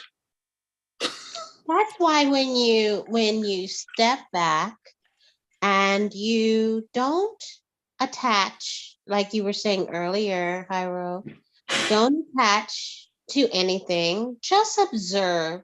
When you're observing or you're in observation mode, you could say you might be operating from your higher self, okay? And you will see, for me, it appears as a pattern that I can follow. I don't know if it highlights itself or something, but it just catches my eye and I see a pattern that makes me see that, oh, okay, what they're showing us is not at all what's happening. What's happening is something else, and you can see it. We are just not trained to understand what we're seeing because it's been hidden from us in plain sight for so long. True, Don. We use the word reason or rhyme. Rhyme is patterns. There's a pattern to things. And if you can step long enough away and just see it for what it is, opposed to bringing in your likes and dislikes, your agreements and disagreements, just long enough to see it for what it is. It's like when you're a tourist going to another country and you're not there to say, oh, it's wrong, it's right. You just see it for what it is. Oh, that's interesting. They have all those gargoyles on top of the New York estate, a lot of the buildings. I wonder why they would do that. That's a philosophy question. But if you listen inwards, for some people, if it's meant for them to grasp it, it will reveal it. A child could say, Dad, I want to know all these things. I said, son, you can ask the questions, but you're not ready for the response. But keep asking, because eventually you might gather some more of the crafts, then you'll be willing to learn this. This is why we have the inner teacher within all of us. For some people, the shit that I'm talking about, regardless if I said it in very pleasantry or read it in the book, they're not ready for it. You'll hear words like, I'm curious. You're not ready. Curiosity is not going to make you struggle through the tough times of war. I'm curious about what those poor people are living like. Yeah, get the fuck out of here. I say that very so gently, get the fuck out of here. It's like another person saying, well, I feel sorry for those people that are of a different shade. Yeah, get the fuck out of here. I said, have you ever had a person looking at you in a strange way? Have you ever had a person that look at you with lust? Yes. Well, now you can understand other people when they start talking to you. Outside of that, it's a curious conversation. Well, I wonder how the economy is going to collapse. Well, how do you not know it already hasn't collapsed? You know, people like curiosity. Oh, I want to talk about free will. I'm even using that goofy voice. Talk about free will. What is the will? Let alone all its variations. Free could be one of them. Narrow will, comprehension will. We have that ability, but we're like computers to a certain point. It's not our best analogy, but it's somewhat similar to it, where do we truly utilize the full capacity of a computer? Most of us, I can only speak for myself, I don't. And there's a good chance I talked to a bunch of my buddies, same with me. What do we end up doing? We mask it by buying another computer or a different other kind of technology. But do we truly fully utilize everything of that technology? Well, no. Well, then we're not going to understand old tribes when they killed a buffalo. They would utilize it completely.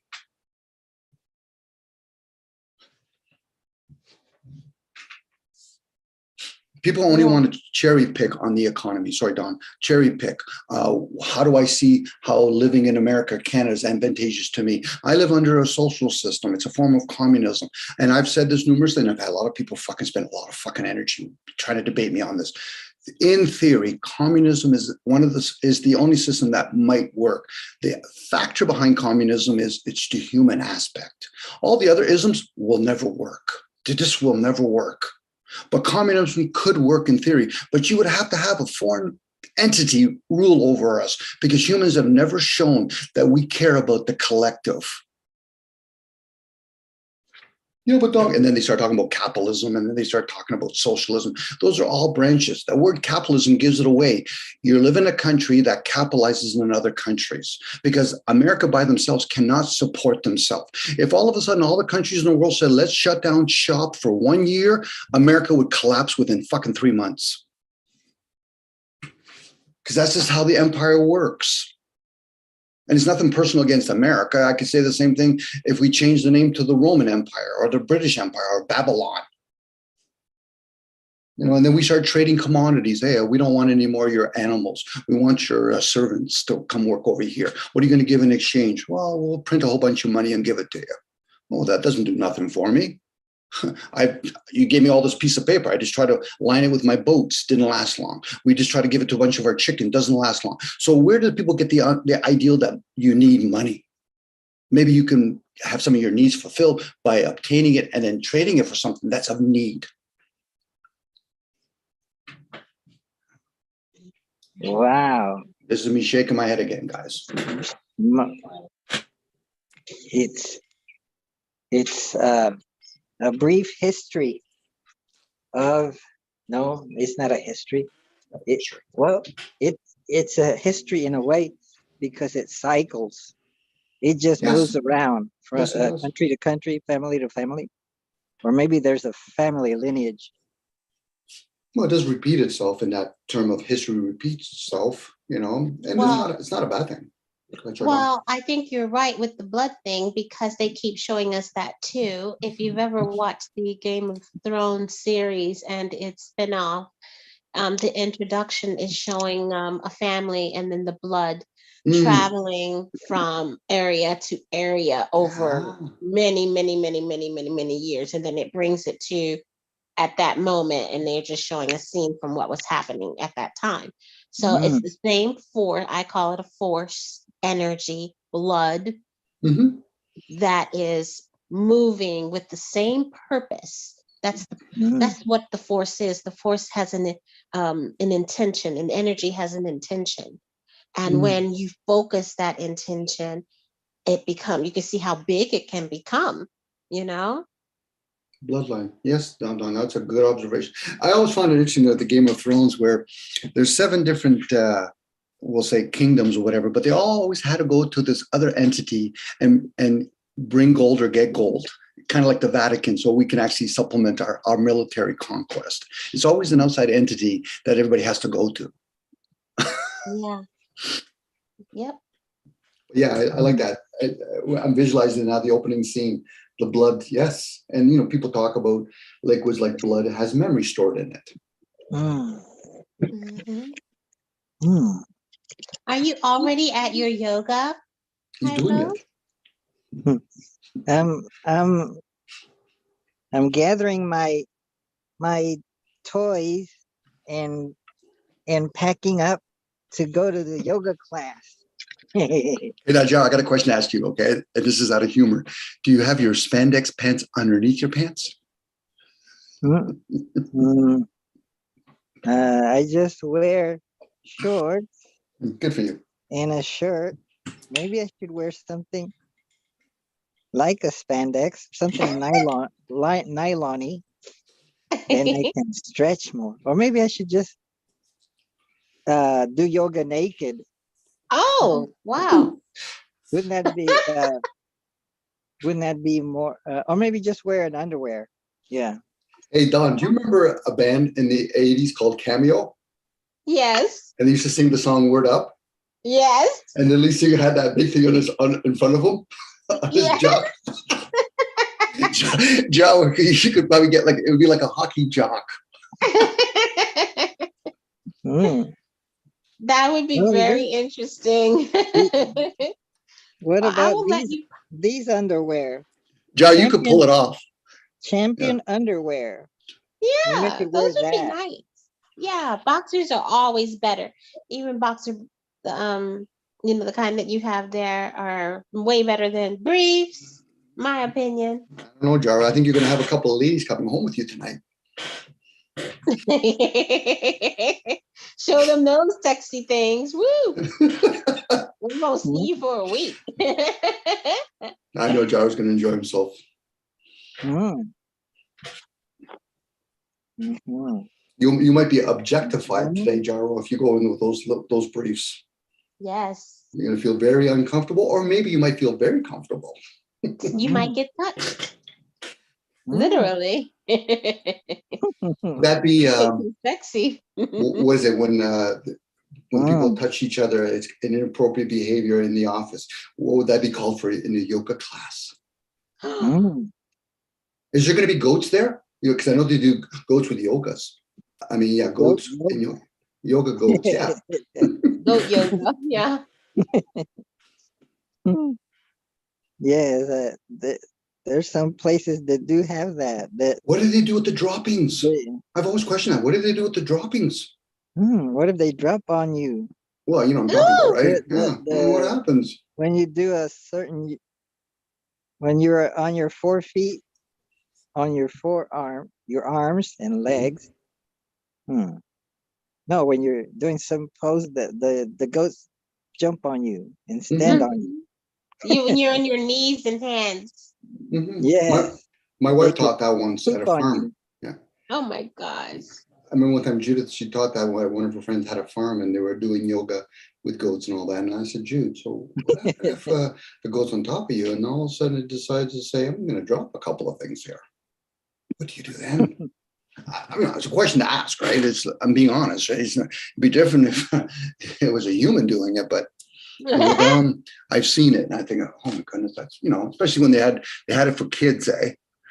They get to interact with the goats and then they were doing yoga. I'm like, okay, so what do you do with the thing over there? The thing that they drop. Got to do some pre-planning, right? Yeah. Hmm. Well, this has been another great session, guys. I hope you have Yes. a great weekend. May all your dreams be fulfilled. Thank you, Wizard. May you be happy, healthy, and holy. Thank you. Make sure those underwears aren't holy. May, Ciao, may guys. all your actions produce great results. Great. Thank you. May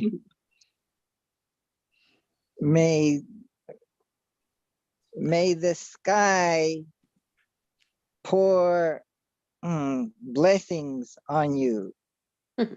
May your higher intelligence guide you towards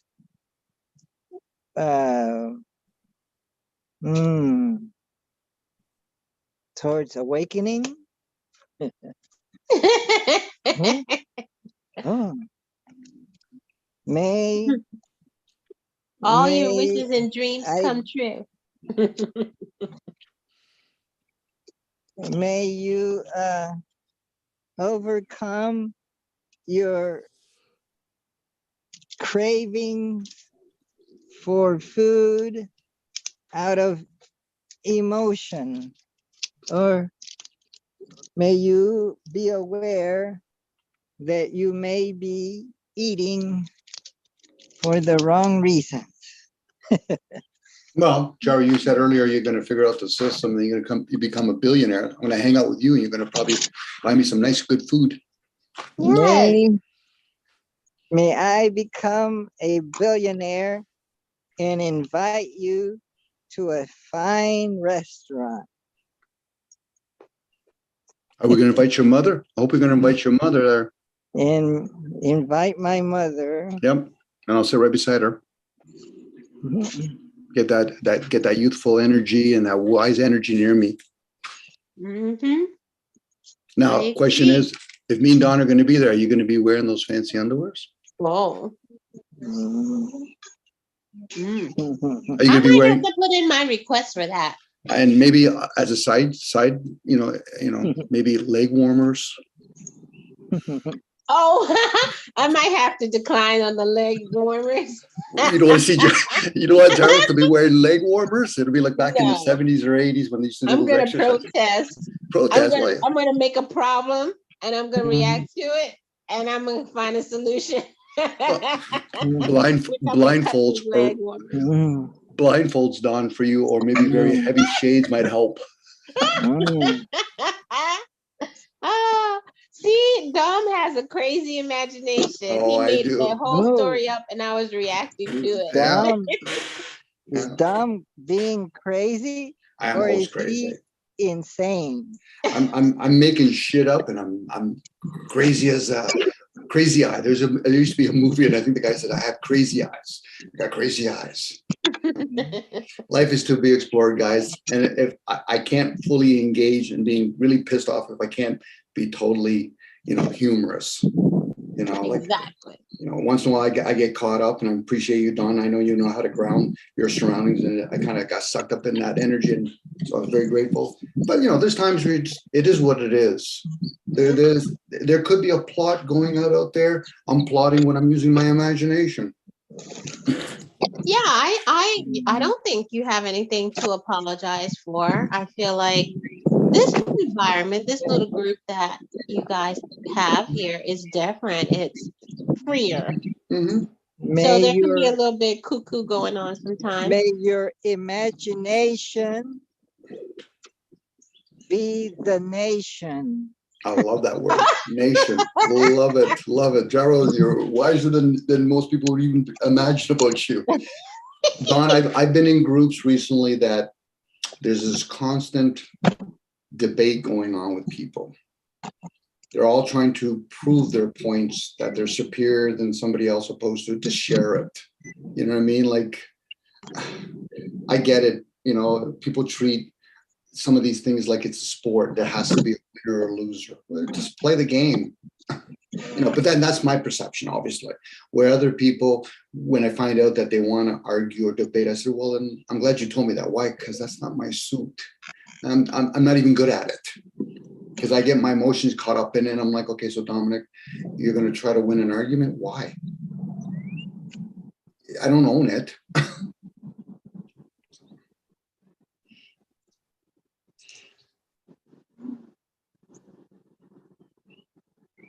Imagine. Oh, imagine. Hey, Don, do you realize Hey. you're the youngest here? Who? You. I'm 50. You're still the youngest here. How old are you? I was born in 64. You old. No. Wow. See, now there you go. I'm older. I'm older. My brother's about 2 years older than you. He was born in 1970. Oh, wow. Of course, I was October 72. And how old are you, Jairo?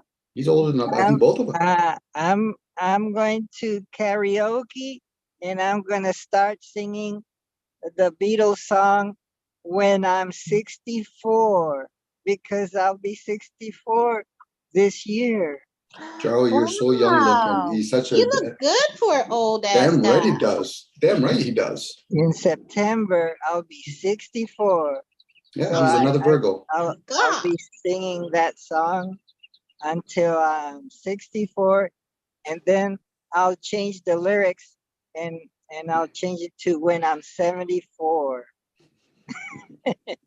Have you ever heard Jaro sing? He's actually a good singer. I'm gonna come go karaoke in with you. I don't have anybody to karaoke with. He's done that. He's done that with me live, actually. And one time he asked me, "Do I have a song request?" And what did I say? I said, "Where's the Love" by the the Peas. So he sang it well. Yeah. Yeah. You're the youngest here, Don.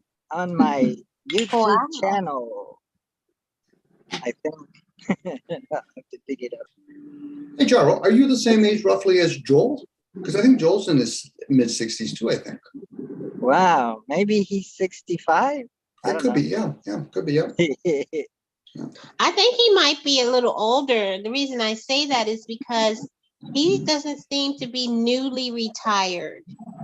It seems like he's a professional retired person now. So You got to go pro that way. You can't go any other way. You got to go pro. Even when you go semi-retired, you got to be a pro at it. Yes. Got to know where all the deals are because you travel. He knows where everything is. He's been around several times, He's so wise. For me, Don, I say this jokingly, I'm not semi-retired, I'm semi-retarded. No offense to the concept of retarded. Yes. I'm in trouble if I go completely retarded. At that point, I need to remove myself. When I say remove myself. May your retirement years be free from poverty and full of travel all around the world, visiting delightful places. Mm. How many people would actually? I don't know if I want to travel. I don't know. I feel like I don't know. For some reason, that doesn't. Maybe if I do it, I might have a different perspective. But I don't know. I feel guided towards something else that I don't know yet. I don't know. Maybe you will retire to the beach. No, you could get hit by a hurricane. Maybe in the mountains. No, you could get hit by an earthquake. Avalanche. Easy. Well, not all people in the world have that opportunity to what we call retire. You know, even if we travel, like you're saying, Jaro, I get it. We go towards pleasantry places where how many people would learn more if they actually got to see the harsh of different parts of the world and how people live. You don't even have to leave your own country like America or Canada to see the hardship.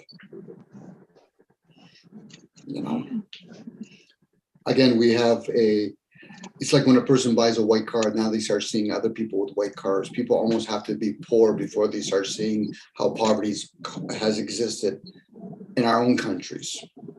You know, we talk like, oh, those poor people that are homeless. There's people that own big houses that are in debt. Are they technically homeless? They have a shelter. I get the definition, but yeah, you can wish positive things for people, but in wishing positive things for people, you also have to hope that they perceive the negative things, the unknown parts.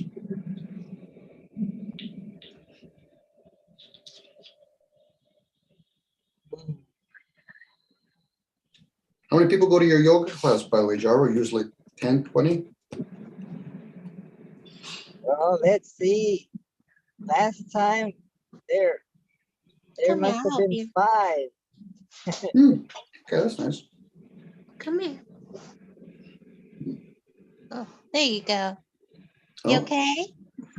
Go ahead. Get it. You itch.